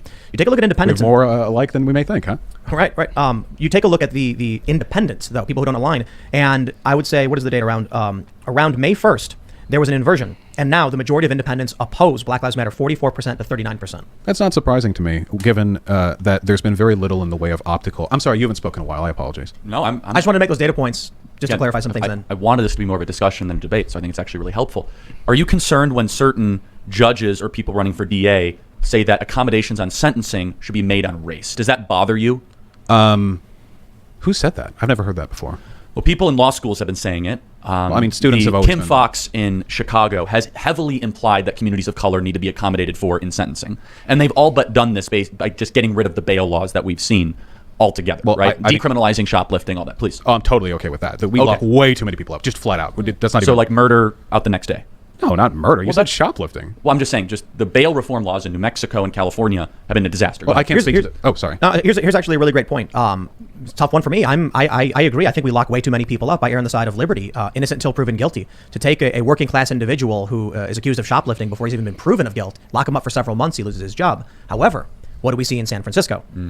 Wave of shoplifting, businesses shutting down, because when you don't stop the crime, you get, I guess, a lot of crime. Yeah, it's a tough issue. I wanted to let you guys. I think we'll totally disagree on this. You first. Maybe. Well, I've read a lot on recidivism. We have a fairly high recidivism rate in this country because really the thing that causes crime more than anything else, it's not actually poverty, it's income inequality. When poor people and rich people share the same space, it leads to a lot of problems. All poor people together in a neighborhood, what is there to steal? Poor people and rich people together in a neighborhood, there you go. You have very clean targets. And what's more, there are other forms of criminality that only really fully express themselves in the types of neighborhoods that have a really strong mix of wealthy and poor. I can see that because, again, from where I grew up, I lived on the border of a lot of low-income communities. Now, Beverly Hills, safest place you could be. 3 a.m., you want to take a jog, go for it. Seriously. Not anymore. Maybe. Oh, I haven't been there in like 5 You'd be years. surprised, man. I'll say this. Good luck walking Rodeo Drive now. Well, okay, first of all, I don't want to walk Rodeo Drive during the daylight, okay? Well, I agree. agree. After Garcon has had his work in LA, it's a disaster. Violent crime is down since the 90s. We've had a bit of an up since It's COVID, up but massive in the last year. oh, well, COVID's led to a lot of really weird exigent factors. Well, But defunding the police. with all, we haven't defunded the police anywhere. Minneapolis? Maybe okay, in a couple a lot places. of places. Hold on a second. That's not true. Minneapolis, Portland, Seattle, they've all cut police. Two- I should be- 260 departments, I think it was reported last year, had stripped their funding Yeah. from Sorry, the when you said defund, I thought I meant like the anarchist vision of like community policing. When it comes to police funds being stripped, there is a conversation to be had about the relationship between that and crime. But the crime increase seems to be all countrywide, so I don't know if I'd be leaning more towards that being a COVID thing and people being restless and angry and I don't know, aggressive. Well, the thing that I'm trying to say though is when I grew up in Beverly Hills, really, really safe, free from violent crime. I could walk half a mile though, and the area between rich and poor were the areas where people had barred windows every time. So when it comes to criminality, there are things that we can address very fundamentally that will help everyone. I'm sure there are restructures to bail laws that we could do. I don't know the particulars. It's not my field.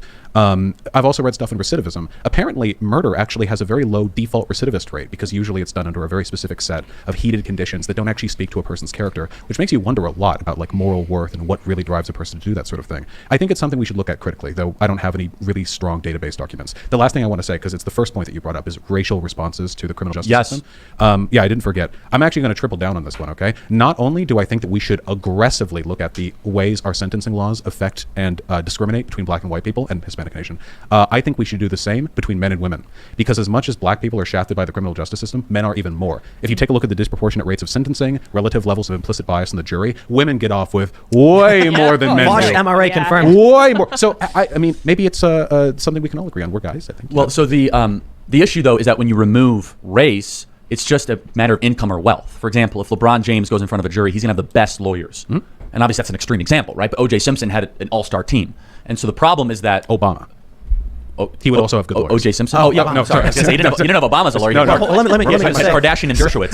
I would just like to interject that Obama extrajudicially assassinated people and nobody did anything about it. So Now that's Drone black strikes. privilege. But- that's a joke. Don't. So, don't. but I think that there's an implication in your argument that I want to challenge, which is that just because you're poor doesn't mean you commit crimes. I think that's an insult to poor people, right? And so I think that if you automatically assume that, now there are data trends to suggest that, but instead it should be the question of what are we trying to structurally do or through incentives to either punish the people that are committing crimes and lift people out of that current level. So I think it's a good talking point, but I don't think it's totally true to say we have too many people in prison.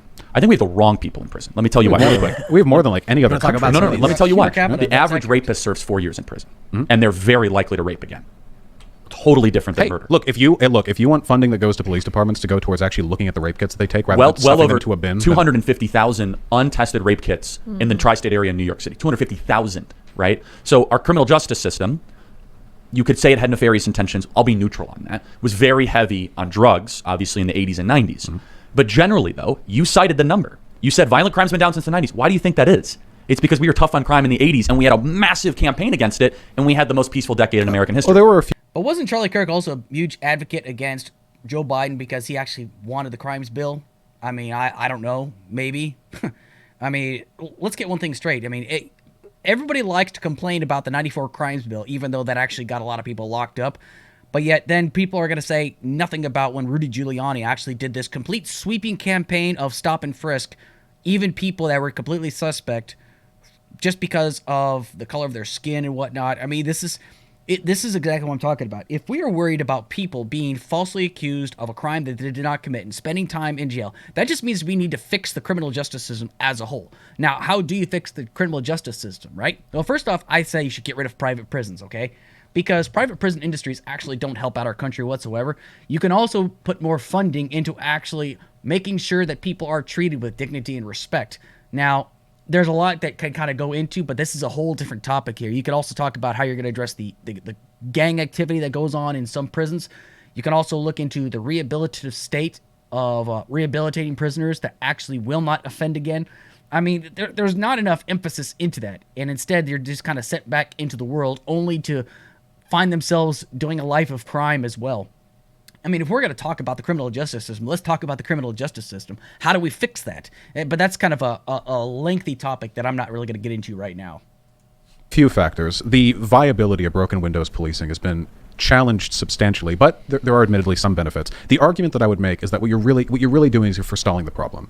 There are socioeconomic conditions that increase criminality, not because it makes people worse people, but just because oftentimes crime isn't some direct indicator of poor moral conduct. Oftentimes it is a crime of necessity, or it is a crime born of the discontent and the apathy. So I got to challenge you on that. What would be a crime of necessity today with the welfare state that we have? What would possibly be a crime of necessity? I know I can at least speak to personal experience that I knew some people involved in like they said they would sometimes peddle drugs, and they did it because while they may have been accounted for by the welfare state, their parents' medical bills weren't, not sufficiently, not even close. Stuff like that. Now maybe legally if that person got arrested, the law says they have to be. I could never morally condemn them. They were trying to save their mom, man. But I got to push back on that. Sure. I mean, for sure it's anecdotal, but it is. So it's not like a data point. I never understood this, having grown up on the South Side. Seeing people sell drugs is not the fastest and easiest way to make money for someone who's desperate. I mean, no joke. Plasma sales? What would you say? I made $140 per hour playing guitar in front of a baseball field. Now I understand not everyone can play guitar. Skateboard. Sure. I knew a guy who said he just bought T-shirts. He went and bought bulk T-shirts. So the people who are selling drugs, they got to buy the drugs first, or they get a loan, and you can do the same thing with socks. And then people go on the side of the road and sell socks. I think the choice of committing a crime was a choice. Well, it is. Well, hold on. It is always a choice. But what we're really talking about is the limits of determinism here. How much do we choose the things we do? You can make an argument that it's all. I mean, you're religious, of course, so you wouldn't have this argument. But I wouldn't have anything close to this argument. Right. From a secular perspective, you can make the argument that at the end of the day, the things we do are driven entirely by the chemical reactions in our brain, and therefore everything that we do from start to finish is just a combination of random molecular patterns and blah blah. We don't live our lives like that. Obviously, I make a choice to get dressed every day. We know how this works in practice, but in practice, we are also the product of our environment. And the fact that, for example, having a single parent while growing up is a pretty strong criminal indicator is a suggestion that, I mean, is it an indicator of a person's inherent moral worth that they were born with a single parent? Probably not. So that statistical difference has to be accounted for by the inevitable fact that environmental differences can lead to harsh outcomes. The question is, though, do you then create a set of lack of enforcement to say that we're actually not going to enforce looting, or you had an entire article in National Public Radio, not saying you believe this, that says the case for looting, right? San Francisco's basically employed this, $900 or less, they're not going to prosecute you, right? Videos of them stealing entire Walgreens, right? Bad. Not an exaggeration. And then you have, and just one other data point, just because of COVID, Europe's crime rates did not increase. Ours did. And we had a massive defund police, almost kind of, we're going to be relaxed on criminality type movement. And this is the question, right? Which is, how many excuses or accommodations are we going to give for crime? Well, we're not. And I'm just just to finish, is that my perspective obviously is very little to none. Crime's a necessity. I could think of one, maybe two examples where I would make a moral claim of a crime of necessity, and that would be a revenge crime if someone murdered your wife or your kid. Maybe. Necessity? I'm not saying necessity. I'm saying like a moral accommodation where I could say I could see where they came from. Not necessity. Let me rephrase that. But the idea that in the welfare state that we have, with the private philanthropy kind of generosity we have, that shoplifting and arson and looting, mugging Barbara Boxer that we should just say, it's actually because of the I environment. don't know why they you grew up in. pointed at me when No, you said I have never mugged Barbara I'm Boxer. saying that as an example. Yeah, I don't Was that you in San Francisco? Where were you? No, I've gotten stolen from in San Francisco before. It was a very fun experience. That was back before YouTube too, so I couldn't afford to replace anything. Okay, a lot to respond to here. Emil Durkheim, cool guy, dead now, thought that crime was sociologically useful because it shows you where the antagonisms are between people's wants and the state's desires. So crime takes place where there's an agitation between what people are being compelled to do by whatever, their own behavior, their desires, and what the state will allow you to do. So for example, during a food shortage, we can take like Ireland during the potato famine. There were, to put it lightly, quite a few cases of theft during that time because people needed food. They would do anything for it. So the crime of theft in that instance becomes a sociological indicator of a social need that isn't being met. Now today, of course, we do have admittedly a fairly weak but existent welfare state. It's rather we do strong. have It's very generous. it's a little baby welfare multi-trillions state. of dollars every year. Yeah, multi-trillion for America. I will say You can get Quadrillions. $70,000 in value a year. That's plenty. I want a UBI. We can go way harder. We do have UBI. We just implemented it with the stimulus. No, we don't. No, well, oh, wait, hold on. Yes, the child Yes, we tax did. credits would buy. Well, no, People that's got really cash good. checks. We have UBI now. Well, it's not a long-standing That's not program. long-standing. I'll I know, admit that, but Exactly. we tried UBI and crime went up. Well, hold on. Wait, hold on. Wait. I need to reject the We spurious. send checks. People commit crimes. Huh. Hold on. This is a spurious correlation. Okay. First of all, you will not be able to find any analysis that attributes the increase in crime to people getting their stimulus checks. No, I'm thinking it's the opposite. The argument you're making is that if people have a sociological need, they won't commit the crime. So people got money and they still committed crimes. Yeah, but it doesn't always correspond one-to-one like that. The I reason why totally people agree. needed money is because they weren't getting any money from their jobs because they couldn't work their jobs. So people were still in a worse Well, position. they also than got they were otherwise. unemployment. Remember, very generous unemployment. The unemployment started plus pretty generous. $600 to $800, right? I think it was a week or a month, right? It was It's very still generous. currently That run through, $300 and not bonus. everyone is applicable for unemployment. There are a lot of conditions there that can make that difficult. No, they were very generous. They didn't turn hold on, anyone down during the lockdown. We're being very spurious with our We're very correlations right wonky. now. I'm sorry, I interrupted you. I'm just Oh God, where was I? something about some dead guy about how crime is helpful. I love dead white guys. I actually don't know if Durkheim was white. So I'm not pro-crime, not pro-criminal here. I'm pro-leniency only insofar as I believe it helps to lower our recidivism. Sometimes it finds that it does. For example, you're in prison for 20 years. What do you know? You know the inside of a jail cell. The environment in prison is very bad at encouraging people to get their life together when they get out. And that's why so many people, they get out of prison, they have 6 months on the street before they're back in. Sometimes it's because they want to go back in. Prison's all they know. They did a movie about that. Sorry. Shawshank Redemption. And it was a good movie. It's a great which- movie. Yeah, which only serves my point.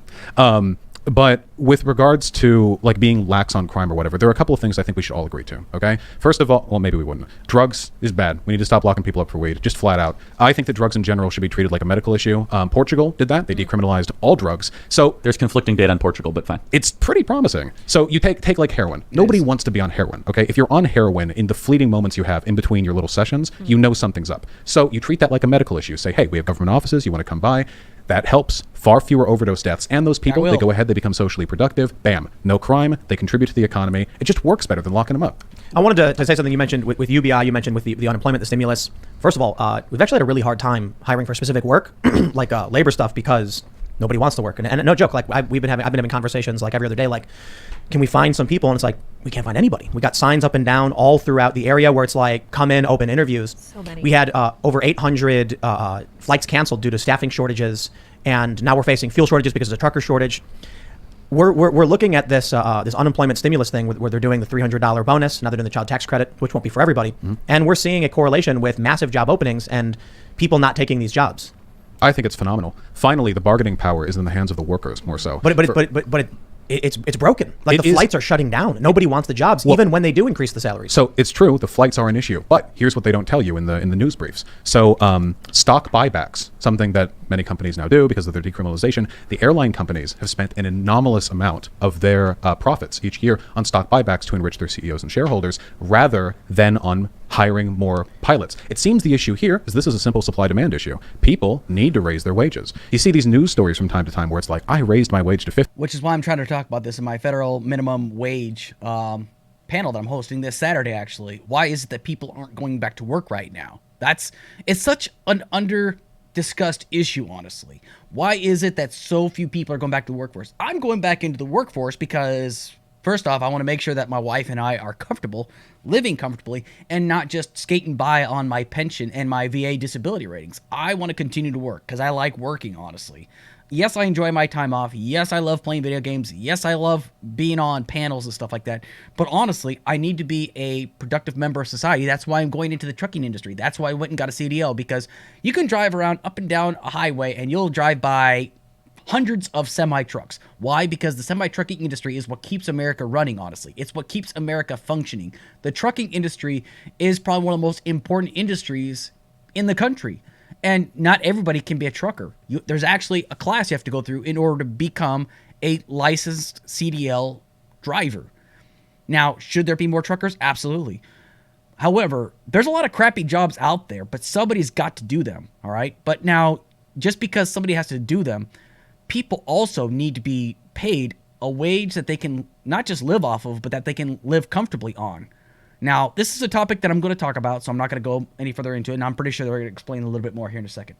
15 an hour, and people showed up. And it's like, yeah, that is how economics works. We had John Schnatter, Papa John, on the show, and he told us a story about a pizzeria where they were paying $35 an hour to some of their pizza cooks or bakers, because that was the line. He kept trying to find people, nobody would do it. He kept raising wages. Finally, he settled on $35 an hour. That means pizzas are going to basically more than double, because the wage they were paying before was like 15, and now they're over double what they were paying in labor. Their labor costs go up. They have no choice but to charge substantially more for pizza. But isn't that a decision on the CEO, though? I mean, who says that he has to actually raise the price of pizza? He doesn't have to, though. So that's kind of like the question now, isn't it? Just because you raise the price, just because you raise the wage, does that necessarily mean that you have to raise the price of the pizza in order to make ends meet? Because I remember when the tax cuts came out, that companies like AT&T, right? They said that they're going to guarantee that they're going to pay their workers a higher wage, right? Which is fine. But they actually had to fire like 20%. I could be wrong. They have fired like 20% of their workers to make ends meet. Now, why is that necessary to fire a 20% of your staff or employees in order to make sure that you can pay other people a higher wage? To me, it just seems like you really didn't solve the problem. You just sacrificed other people. Now, I don't know the story. Maybe some of these people were just like the lowest bar employees that just couldn't produce very well. But at the same time, how are you going to say, well, we're going to take care of the workers, but at the expense of 20% of our workforce? That's just something I'm wondering about. In the short term, within a month or so, that might have an impact on those pizza makers. But the ripple effect is going to slam into everybody. All of a sudden, the contractor can't afford to take his family out for dinner. He can't afford to buy the food he wants, because the base level costs are going to start going up. Then the landlords aren't going to be able to hire the maintenance crews to fix the buildings. The landlords are on fixed pricing, which they can't change, which then results in a brick wall, a collapse. I just want to say, what we're having right now is an unprecedented economic shock. For a year, nobody worked, or very few people worked. And people got used to staying at home. And as the government should, it should have done more, but as the government should, it took care of them a little bit. We have to ride this out. What are government funds for but riding us out through common crises? Better this than war. And now people are returning to work, and they're realizing work sucks. Work sucks everywhere. But in this country, compared to maybe some of our equally developed contemporaries, work really sucks. The work culture, our rate of overproductivity, the Americans more than any other developed country, by the way, we push our workers hard. And you have favorable employment numbers, but you don't have favorable underemployment numbers. There are a lot of people who have jobs, but they have like 2 to 3 part-time jobs. They don't get their schedule for the next month until like 2 weeks before the end of the current one. They're constantly worrying about whether or not they're going to make their shifts line up to get enough hours to get the money they need to pay down their student debt along with their rent and everything. It sucks, and it's untenable, and we are in an era of unprecedented record profits for CEOs. So yes, I think the solution to this, and it'll be a rough one, that's for sure, is we should normalize higher wages. Maybe the solution to $15 an hour was never a federal mandate. Maybe it was the inevitable economic necessity of incentivizing workers. Hard to disagree with a lot of that. I will say that the lockdowns were way too harsh and intense. I will say there is a Fifth Amendment argument to be made, though, that if the government forces you to not work, then you should be able to get something in return. The government cannot take something from you constitutionally and not pay you for it. That's the eminent domain argument, right? Whoa, holy shit, I agree with Charlie Kirk on something. Absolutely. If the government's going to make the decision to shut something down, or even if a major corporation is going to shut down some of their business, you got to take care of your employees, okay? If you take care of your employees will take care of you. That's a common principle that a lot of people don't really understand.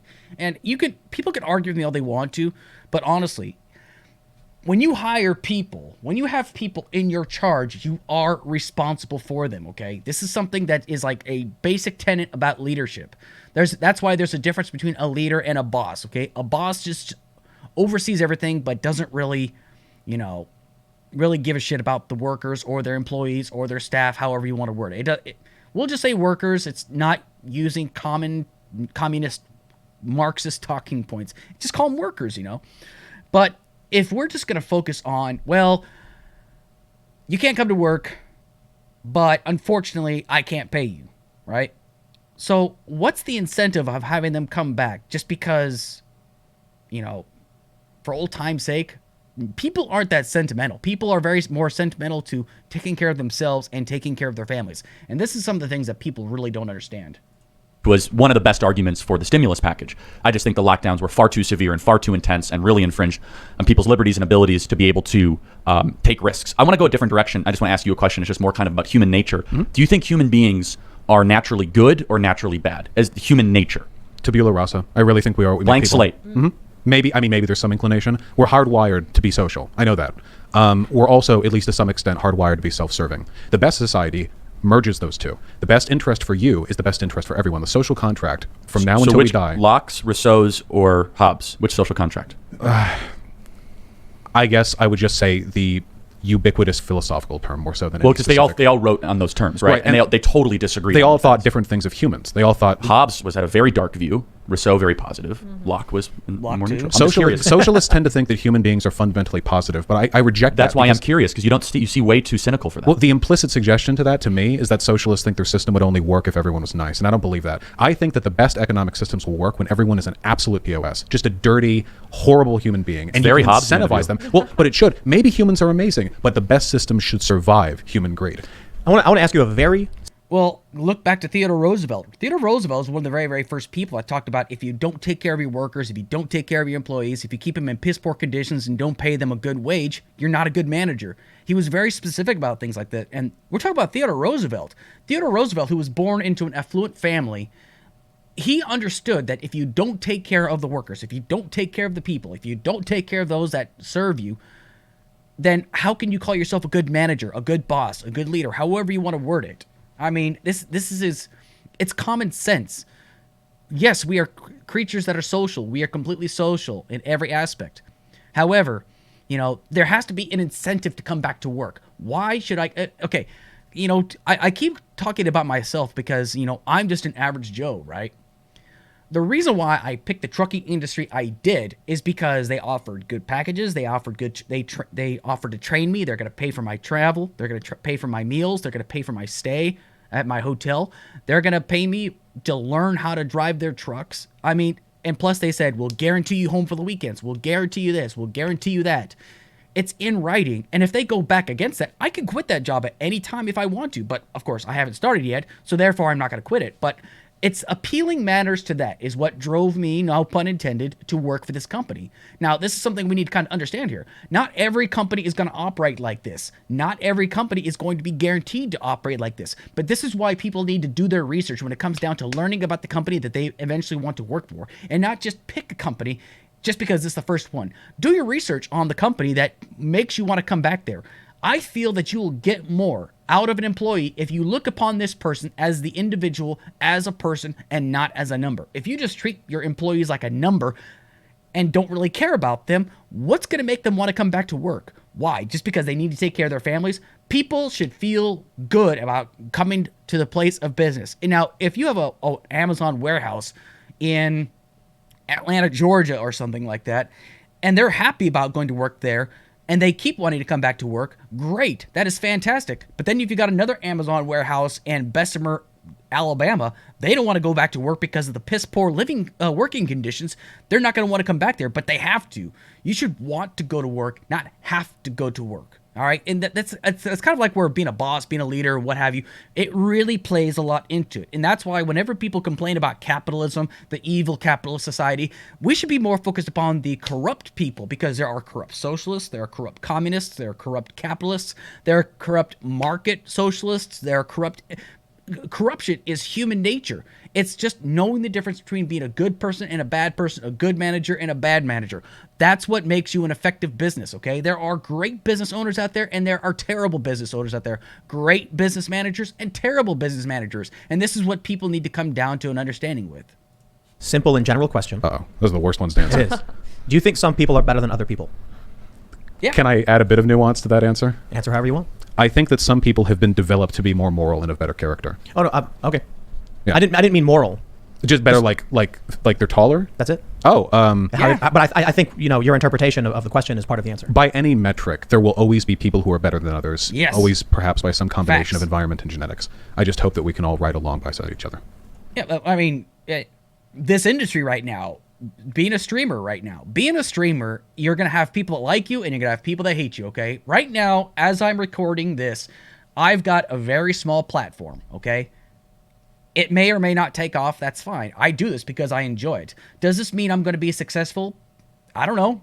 I can't determine that. It all depends on how I learn and how I increase and improve my, how I improve my base or how I improve my product. In this economy, right, especially in this industry, if you create a commodity or a service or a broadcast or whatever that people like and turn to and trust on, you're going to get more out of it, actually. That's why this is why I am a huge fan of shows like Shark Tank. People will bring on a commodity, a service, goods, products, and if they like it enough, they'll invest in it, and it turns out it's very successful. I mean, Scrub Daddy. Scrub Daddy is like one of the most ridiculous inventions out there, but it is the most successful business in Shark Tank. Why? Because it's a commodity, it is a product that people use, that people take part in. I mean, now I use those products all the time, okay? This is what goes to show. There are no guarantees in life. But if you apply yourself and you actually build a system of trust, you actually can become somewhat of a success in this country. It all depends on how you learn from your mistakes and how to overcome those mistakes. I mean, it's very simple.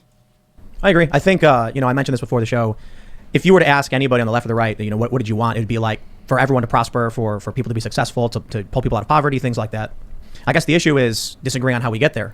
Well, I think I'm not sure if we want the same thing. I want more a preservation and conservation of what we already have. Do you want socialism? Absolutely not. Oh, no, slight ideological. No, but come on. I mean, we don't need to play the word games. Go ahead. Why do you want to preserve? Well, I think that we have something beautiful, unique, and exceptional. And I take the more Hobbesian view of human nature, which is we're brutish and nasty and awful and cruel. And the fact we've been able to build something decent and civil is pretty remarkable. But are you saying that we have a good system? A great system. And people thrive from the system? Yeah, I think people flourish and thrive. I think that a rights-based system is naturally the best way to govern. Do you want people to be stripped of their rights, imprisoned, brutalized, impoverished? Of course not. No. And, I mean, the sacrificing of rights is something that usually has to be earned negatively, like murdering somebody. So this is what I mean, because I think I could ask you the same question. Do you want people to be brutalized, impoverished, imprisoned? Of course not. Taking their rights away. But I would never want to grow complacent. You're both familiar with the Marxian theory of dialectic materialism. You mean Hegel's theory? Oh no, he had the dialectic, and we built on it, Or he built. I'd love to get into. No, I really want to get into the Marx thing because I'm super fascinated by it. No, I just want to say, the theory. I mean, put simply, I guess, is that human society, the human project, it evolves as a product of antagonism, grinding antagonism between people in Marxian view of different. It's very Hegelian. Yeah. Well, yeah. No, I mean, he was a student of Hegel. I know he was part of this. He was the young Hegelian. Yeah, so he won the argument. Well, no, I'm not. Well, you're not. I'm just saying, like, he would get mad at you if you said he was Hegelian influenced, but I don't think I would. Hegel was a smart guy. I just can't read his work because the phenomenology of spirit is impossible to read. Thank you. All right. I was worried you're going to make fun of me. I just want to say. No, it's really hard. He made the very simple complex. Yeah.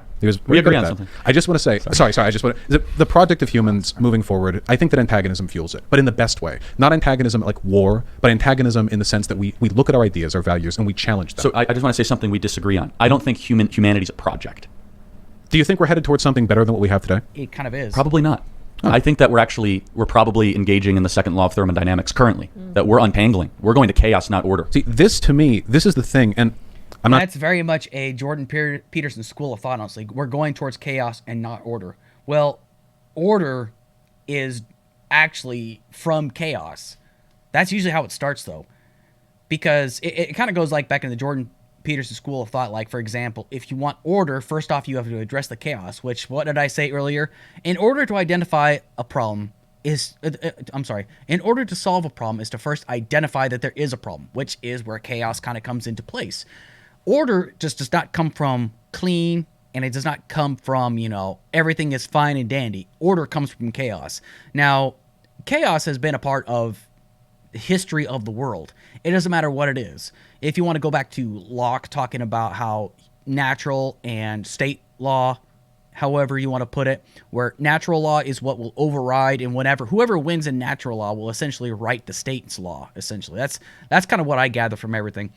But it's just, he doesn't really understand the concept of where everything has to be orderly, okay?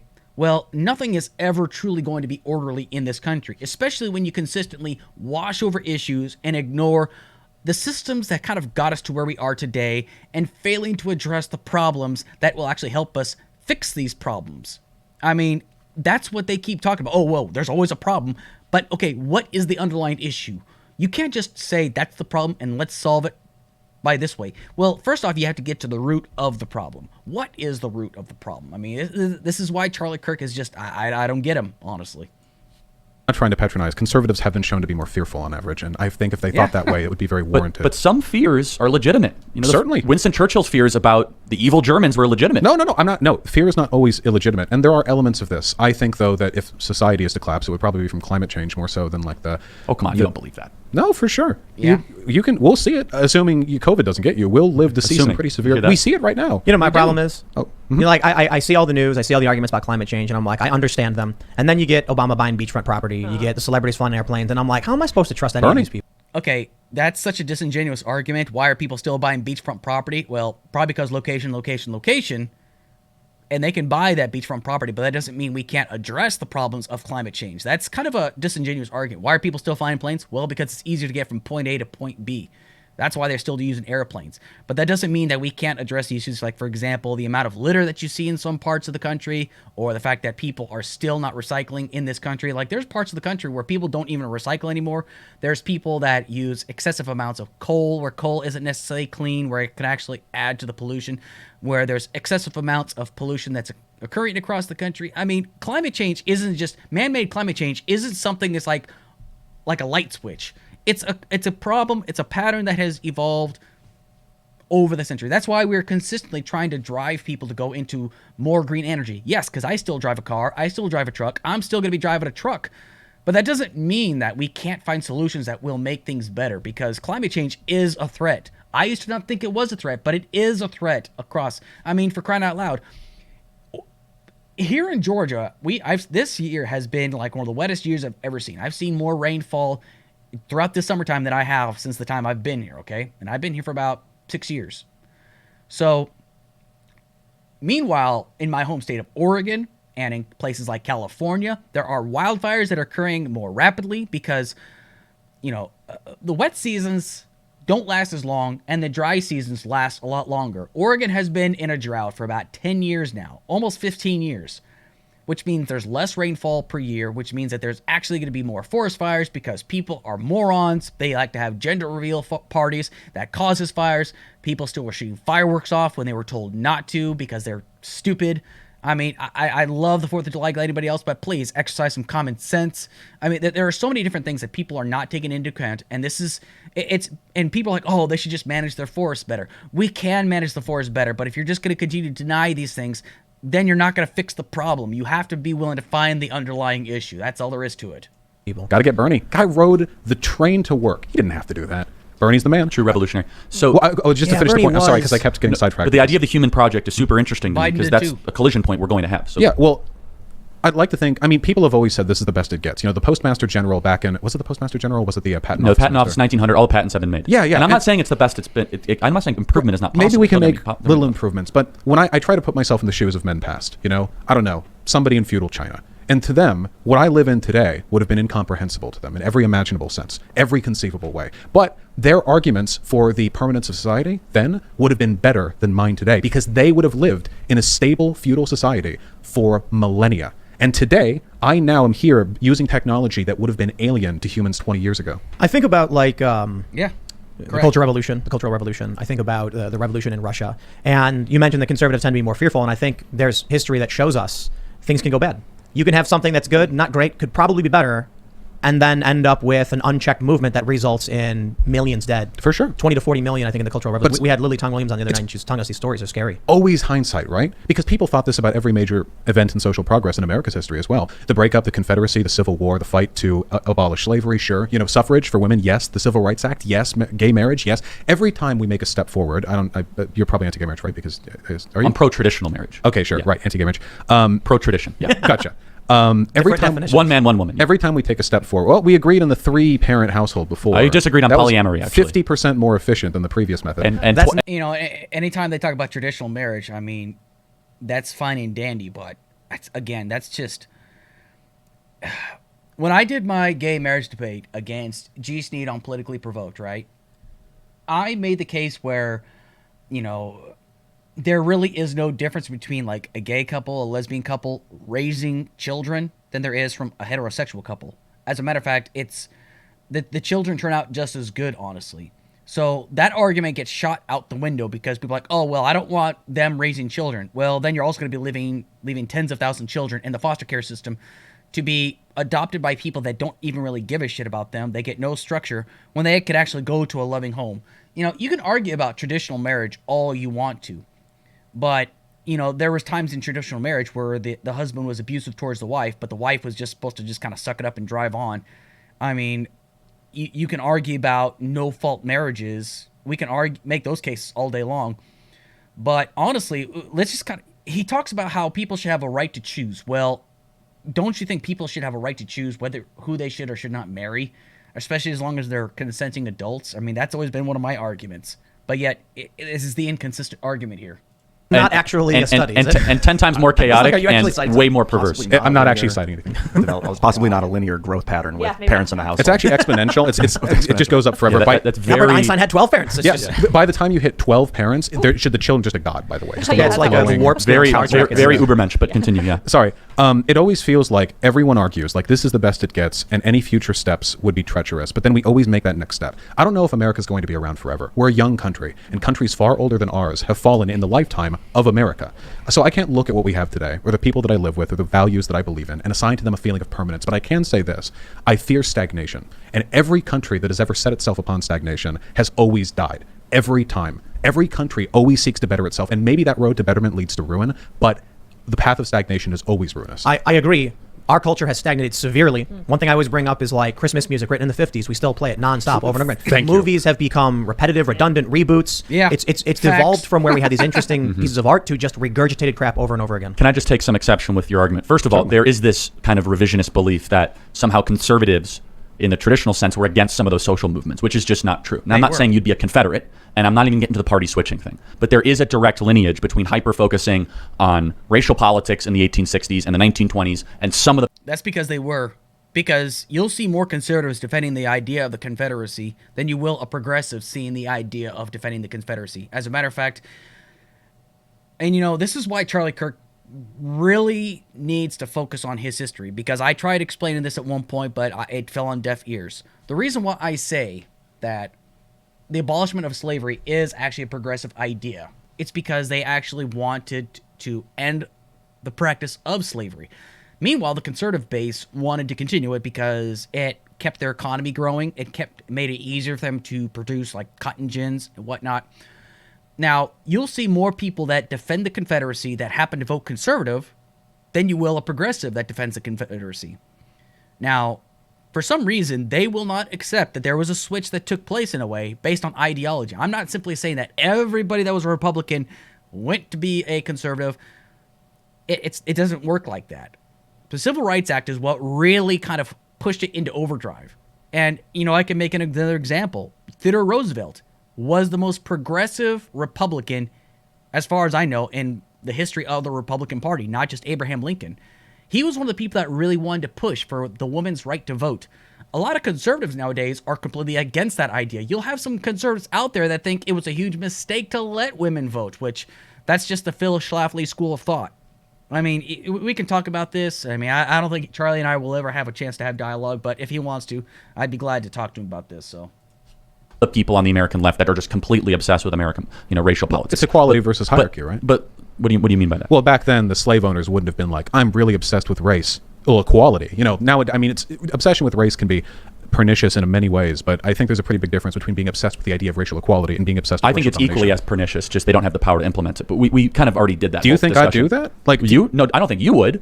I mean, I don't know you well enough. You seem rather decent. I try my best. But like I wouldn't give power to Nicole Hannah-Jones. I don't know who that is. She founded the 1619 Project? Oh, I just read the thing. I don't know. We have a constitution to prevent us against people like that. What I'm saying, though, is that, for example, I'm not against social change. I mean, I'd love to abolish abortion, for example. I'd love to put fathers back in the home. No doubt. So conservatives are not necessarily always saying, no, we don't want to improve. We want to stagnate. We want the correct form of social change. So let me ask this then. Let's get to the core of it then. What values are you looking to maximize? This is a great question. Not just like morality, because that could mean the same thing or different things to anyone. But if you were to look at a society and were asked to assess its worth, what metrics would you look towards? It's ability to defend those that can't defend themselves. Okay. Charity, generosity, integrity, faith to your creator, the ability to pass down good and moral values to the next generation, one that believes in work, and one that believes in the cause of the nation above the self. All right. I've got an idea. I think that's a fairly Okay, so belief in the creator, right? There were a lot of people back in the history of our country that believed in the core of their creator who felt it was justified that they owned slaves, actually. You also had people that were bound by the creator that felt that the creator told them that they had to purge everything that wasn't white. They were called the Ku Klux Klan. I'm not saying every conservative or Christian out there is like the Ku Klux Klan, but I'm simply saying that you can have these principles all day long, but very few of these people says charity, compassion. A lot of these conservative organizations just talk about it, but do they really do it, okay? If you want to talk about, okay, I would love for him to give me an example of a positive, conservative, moral person that has those same beliefs that he does, that he would put above anybody else. I would love for him to give me an example of that, okay? I would say the best example of, being a Christian, honestly, would be Jimmy Carter and Mr. Rogers. Those two were prime examples of people that aspired to help others better themselves, and they used religious doctrine to help them out, because I'm a firm believer that not everybody follows the Bible to the letter. There is not one person out there that follows the Bible to the letter. I mean, I've had this discussion many, many times with other people, and they don't want to engage in that because they say, oh, well, we don't follow the Old Testament. We don't. But anyway, I keep going off base. I'm sorry. collectivist point, that last one, though, wouldn't it be? Well, God, the nation above itself. I mean, Stalin you could call it collectivist, but I wouldn't say the state. I'd say the idea of the nation, right? So there's two different things, and those are conflated sometimes by libertarian socialist types, which is a walking contradiction. I'd love to ask you about that. Sure. But just like it's kind of just being like a Christian atheist, I right? might answer it when you're done, by the way, because Yeah. I think my follow-up might touch on that. But the state is a creation of the people. The people are the country. That's why our Constitution, the preamble, says we the people, not we the federal government, right? So the people are the nation. And so that's why I differentiate between the two. Do you have a loyalty? Do you have a belief that you want to create something bigger than yourselves? I think that's a moral good. To me, and I mean this without meaning to hyperbolize, but to me that's always strung rather fascist. The myth of the common man, the people, the Volk, you know? The idea that there is a state, and Germany was a state, of course, but Hitler didn't really appeal to the state. It was the concept of the fatherland that he really hit on, and the people were a beating heart of the fatherland. They were an instrumental organ. And to me, the problem with this is that when you get down to it, this thought process, this mentality, it drives men to do terrible, terrible things. Because interpersonally, all of the chemical effects of empathy kick in. I look at you, I see you. But you start bringing in concepts like the nation, the fatherland, and it becomes very easy to convince people to compel themselves towards courses that they would otherwise not. So expected you to use a 1930s reference earlier, so congratulations. No, well, I'm not calling you a fascist. I'm only saying no, I know that you did do the correct. I didn't mean to hyperbolize, but there's other nations today that have those values that we would never call fascist, like Japan. Japan has very strict immigration. Mm-hmm. Well, I think Korea is actually a better example, to be honest. I really don't like either of those countries for the reasons that I described. You don't like Korea? I think they're both deeply conservative countries. I agree with you. Right, They're yeah. wonderful. And I think they do so in part because there's a degree of anti-individualism in the subservience they all expect of the common good. Now, it's funny, I feel like our roles are being reversed a little bit here. Isn't that interesting? The common good isn't something I appeal to. For me, the value I want to maximize. No, I just appeal to the good. The good, sure, the which good. is two different. But isn't that subjective in your opinion? That's what I'd like to know. That seems subjective. Like what one person might consider moral is subjective, and it might be subjective to a completely different person. I mean, this is why like you can't just rely on everybody having the same belief structure. That's why it's so good that we have so many different. This is why multiculturalism is actually an okay thing, because it gives you a different idea, a different perspective, a different way to kind of look at things, and you're not just subjected to one point of view. Honestly, I mean, if you just simply say that being anti-immigration is a conservative idea, right, or it's a traditional point of view. Well, Denmark has a very strict immigration status too. As a matter of fact, you have to become a citizen within 5 years, or else you get kicked out of the country, which means you have to completely adapt their culture, you have to adapt to their language, you have to adapt to their way of school thought. And guess what? They actually have a very good social safety net in Denmark as well. Finland has a very high degree of it's like one of the happiest countries in the world. Now, that's because they have strong social safety nets, which a lot of people like Charlie Kirk are completely against. Now, are we going to sit here and just, play which country is better? Well, of course not. I should hope not. However, we can steal some of the same ideas that some countries might have to make our system better, because we don't know everything. That's the first step in acknowledging, is that we don't know everything. What can we do as a country do to make our country better? But there's a lot of varying factors as to why Denmark is so successful, is because they're not even they're barely an eighth the size of our country, especially population-wise. Things. Is freedom. That's what I care about most. And that's what libertarian socialism is about. There are many types of freedoms, positive and negative. If I might indulge very briefly, like, is a man thrown to a lawless desert without food, water, or clothing free? Really asking. So, probably no. I agree. He's free to die. But that's an extreme example, Sure. not applicable in modern wealthy America No, or but- any Western nation. But it's a philosophical base. It's also a Rousseauian argument. Man's born free, and he, spends the rest of his life in chains. It's Right. just anti-commercial in nature. Well, no, but it's a base philosophical argument because it's true. They're lawless. There's nothing preventing him from doing anything in that environment, but he has no ability to act on his Do you know what he desires. does have? Consciousness. Well, sure. So that's a natural rights doctrine that I will defend. Well, I mean, I like consciousness too. The only point that I'm getting at is when it comes to people's freedom and the ability for people to protect their freedom, this is what I care about. It's what Marx cared about. If you actually read what he wrote, and I've read Das Kapital, I've read the Manifesto, Then and you- guess what? He was right about some things. then you know. But not everything. He didn't And he was talk really wrong about about equality. He didn't write on equality. He wrote on freedom because he believed that society was a very complex, interlocking network of systems that in some ways liberated men and in other ways enslaved them. But do you know what he got wrong? He got wrong that sometimes people can be free for other devices that they are not able to regulate. They can be free not from alcoholism, drug addiction, some sort of any other sort of perverse addiction. The idea of freedom is a very libertarian. But I view of agree with freedom. that, though. No, I know you do. The greatest society. I say that. Okay, go ahead. Oh, sorry. Just the greatest society is one where a man is born, and there are as few things as possible preventing him from doing whatever he wants for the rest of his I life. totally disagree. So long as, of course, he doesn't deprive others of the ability to do the same. So I think that's a miserable society. Freedom? No, that's not freedom. That's licentiousness or degeneracy. That's chaos. What is degeneracy? I like men. How about pedophilia? Okay. Well, You obviously, said that would whatever infringe- he wants. Is that Everybody agrees with that, though, because children cannot consent. So therefore, you can't tie the two of LGBTQ. You can't tie that to pedophilia. And every time I've heard somebody say that, I've smashed that argument to the pavement. is As long as they pedophilia don't- freedom, As Vaush? long as they don't infringe on the rights of others. I'm sure you could believe. I would believe. Well, that so then, infringes so on the there rights are of limits on freedom, is what you're saying. It's not this Wild West Yeah, well, campaign. as So where long do you as get you- those limits from? Well, obviously, you would probably have to have a pretty complex interlocking legal system to determine what we agree upon as like a reasonable limits we can place on people's behavior. We have that now to an extent. No, I know. So like pedophilia, bad. That right? would be a bad thing. Okay, kidnapping. That would be a bad thing. Rape. That would be a bad thing. Why do you think those things are bad? I think they're bad because you're stripping other people of the ability to do that which they will. With all those examples, you're inflicting harm on a person. How about dealing drugs? I think that dealing drugs is a person's freedom, as is taking a But person's. you're taking What about dealing drugs to kids? Dealing drugs to kids? I think I would disagree with that, probably because I think there's something exceptional about addictive substances and children. That being said, I think a lot of stuff would apply to children specifically. Contract law. Kids can't sign contracts. So But there's nothing do you wrong see with what I'm getting at? contracts. Eventually, you do agree that a conservative framework is necessary. But I don't think that's a conservative framework because there are. That's even a progressive idea because very rarely will you find anybody that actually tries to promote this idea that children should be, because it was a progressive idea actually to get rid of child labor laws. Actually, it was actually Theodore Roosevelt was one of the very first people who talked about getting rid of forcing children to work in the workplace. That's why it's a progressive idea essentially. It's advancement of a society that actually makes, but nobody out there like NAMBLA and MAPS or however you want to put it. These people are the minority of the minority of the minority. You're not going to see too many common sense people that actually want to promote the idea that pedophiles should be free to express and practice what they want on children, because that's predatory behavior. We're not going to promote this idea. We all agree it's disgusting. You can't equate the two, really. I mean, but if you want to talk about like polyamorous or polygamy or whatnot, I don't care. If a man wants to get married to multiple women, fine. If one woman wants to get married to multiple men, that's fine. I don't care. It's got nothing to do with me. Why? Because they are consenting adults.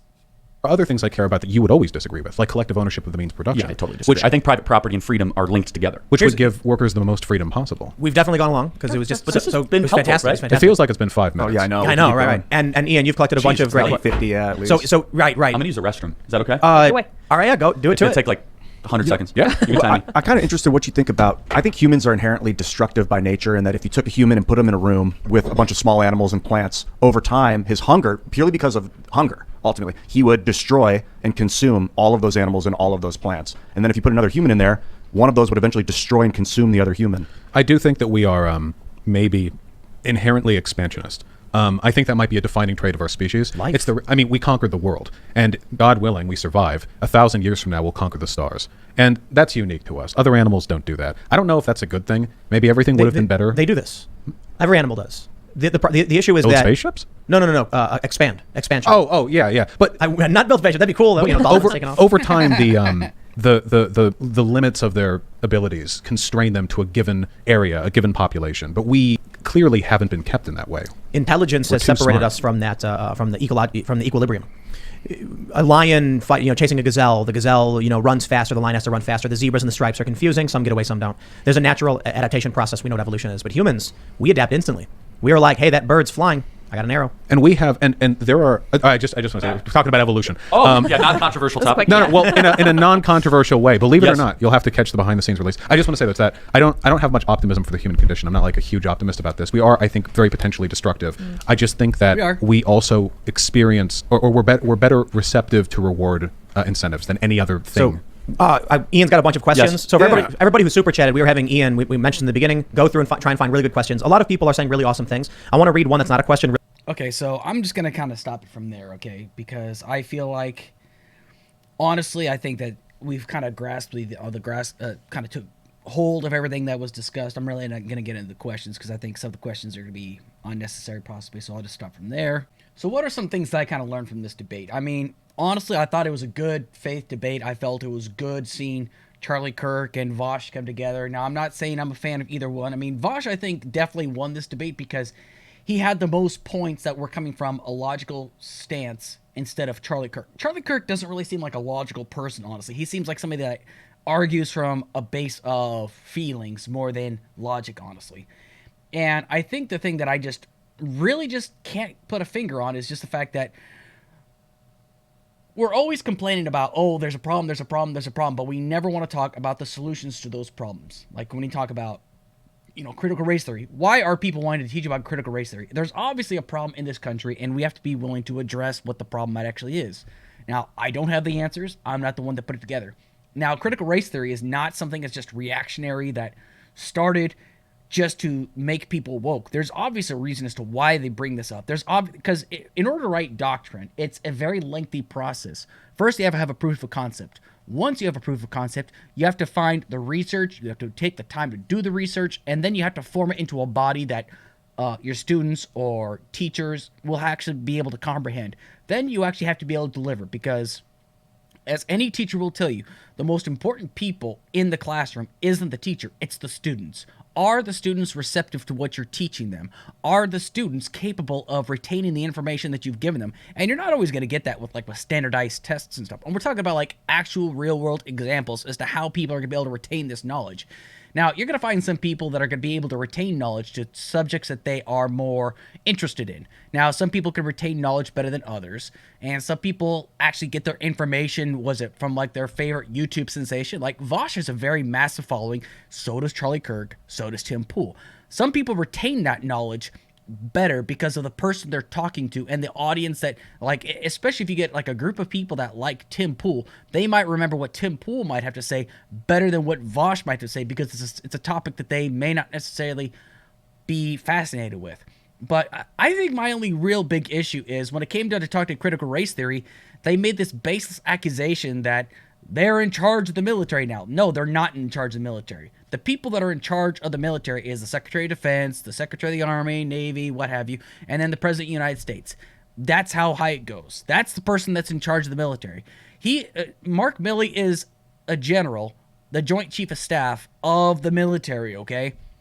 And he made it abundantly clear that the reason why this needs to be talked about is because it needs to give us a better understanding, because there is nothing worse than having a subordinate that works for you. That, let's say for example, if I was once again back in and there was something that I'm supposed to know or I should be at least aware of, but I don't know anything about, but yet my subordinates do know about, that could, in a way, damage your credibility. I'm not saying that critical race theory is the answer. However, I'm a firm believer that you should be made aware of these issues, just like anything else in the military, okay? Now, there's a reason why, and I'm still just shocked that Tim Poole would make such an accusation saying how I have friends that left the military just out of the blue or just straight up quit. Okay, so they just quit. How long did it take for them to just quit, okay? And they quit because of that? I'm sorry, but that's kind of a bad reason to quit, because that's just like this self-victimization of saying that they've been discriminated against. I've seen people get discriminated against legitimately. And guess what they could do? They could take it to the IG, they could take it up to EO representative, and if they're not satisfied, they could take it to the next highest level. Now, are they afraid about being persecuted because of their skin color or because they're white or something like that? Again, there are channels for you to go through. You can't just, at the first sign of resistance, you just can't quit at the first sign of trouble, okay? If everybody quit at the first sign of trouble, we never made it to the moon, we never would have won battles. I mean, adversity is a part of what defines the character of a person. Now, it's just, I just felt like that was just not a good faith argument in that regard. Because, honestly, General Mark Milley made a great argument, okay? And if you want to, feel free to go to my videos, and you'll talk about how Matt Gaetz got owned again, because he truly did. The guy continues to make an embarrassment of himself. But when it came down to the talking about the coronavirus, I mean, Vaush made the best points, and Charlie Kirk was like, oh, you're a shill for Big Pharma, which Vaush isn't a shill for Big Pharma. He's just going where the science is. You know, for the people that claim to be they're part of science, they seem to be against it. Because each and every time last year, I remember when they were really talking about the pandemic, everybody that said, oh, don't take the vaccine, don't do this, don't do that. All these people have miraculously disappeared. Judah Minkovitz, who was part of that 25-minute documentary of, vaccines and whatnot, she's nowhere to be found right now. Obviously, she's still alive. Otherwise, we haven't seen her since then. But that documentary essentially went nowhere. It really didn't. And it was, what's it called? I can't remember what the hell the documentary was. But anyways, I just don't see how people can argue. I mean, everyone seemed to have a problem with Dr. Fauci last year, but they never seemed to have a problem with that beforehand. And I know people will probably make the argument, oh, what about the AIDS thing? Well, I'm not going to talk about the AIDS thing just yet. I mean, if we want to talk about it, we can talk about it. But I'm glad Tim Poole threw this together. I mean, he's got a little bit of my respect here. I just think that, I felt it was a much better good faith debate, not necessarily blood sports. Sometimes blood sports might be entertaining to watch, but I feel like good faith debates like this are essential because you've got two people from different sides of the political spectrum coming together and simply agreeing or disagreeing on a certain topic, which I think is something we need to see a lot more of. And, and if you don't like somebody's point of view, just throw down the gauntlet, challenge them to an online forum, see where it goes from there. I mean, that's the best way to kind of have it out. But, and at the end of the day, I mean, I thought it was good. I think there's probably a lot more they probably could have hit home on. But, at the end of the day, I mean, they're the ones that create the platform. They're the ones that have the huge following, which I'm very envious of. But, maybe someday I'll get to that level. But at the end of the day, I definitely say Vaush just completely mopped the floor with Charlie Kirk. It was still a good faith debate. So, but anyway, if you haven't done so, go ahead and please hit like, share, subscribe.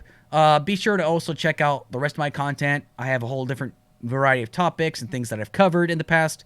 I'm working on getting my platform up there, and maybe someday my platform will improve. Maybe not. Who cares? I do it because I enjoy it, not because I'm trying to be rich and famous. I mean, I do it because I like it. I enjoy it. I have fun with it. And be sure to check out all my other platforms or all my panels. I'm aiming to have all my panels be every Saturday at 8 p.m. Eastern Standard Time right here on YouTube, and hopefully I can actually expand out to Twitch. So anyway, thanks everybody, and hopefully you enjoy the rest of your day.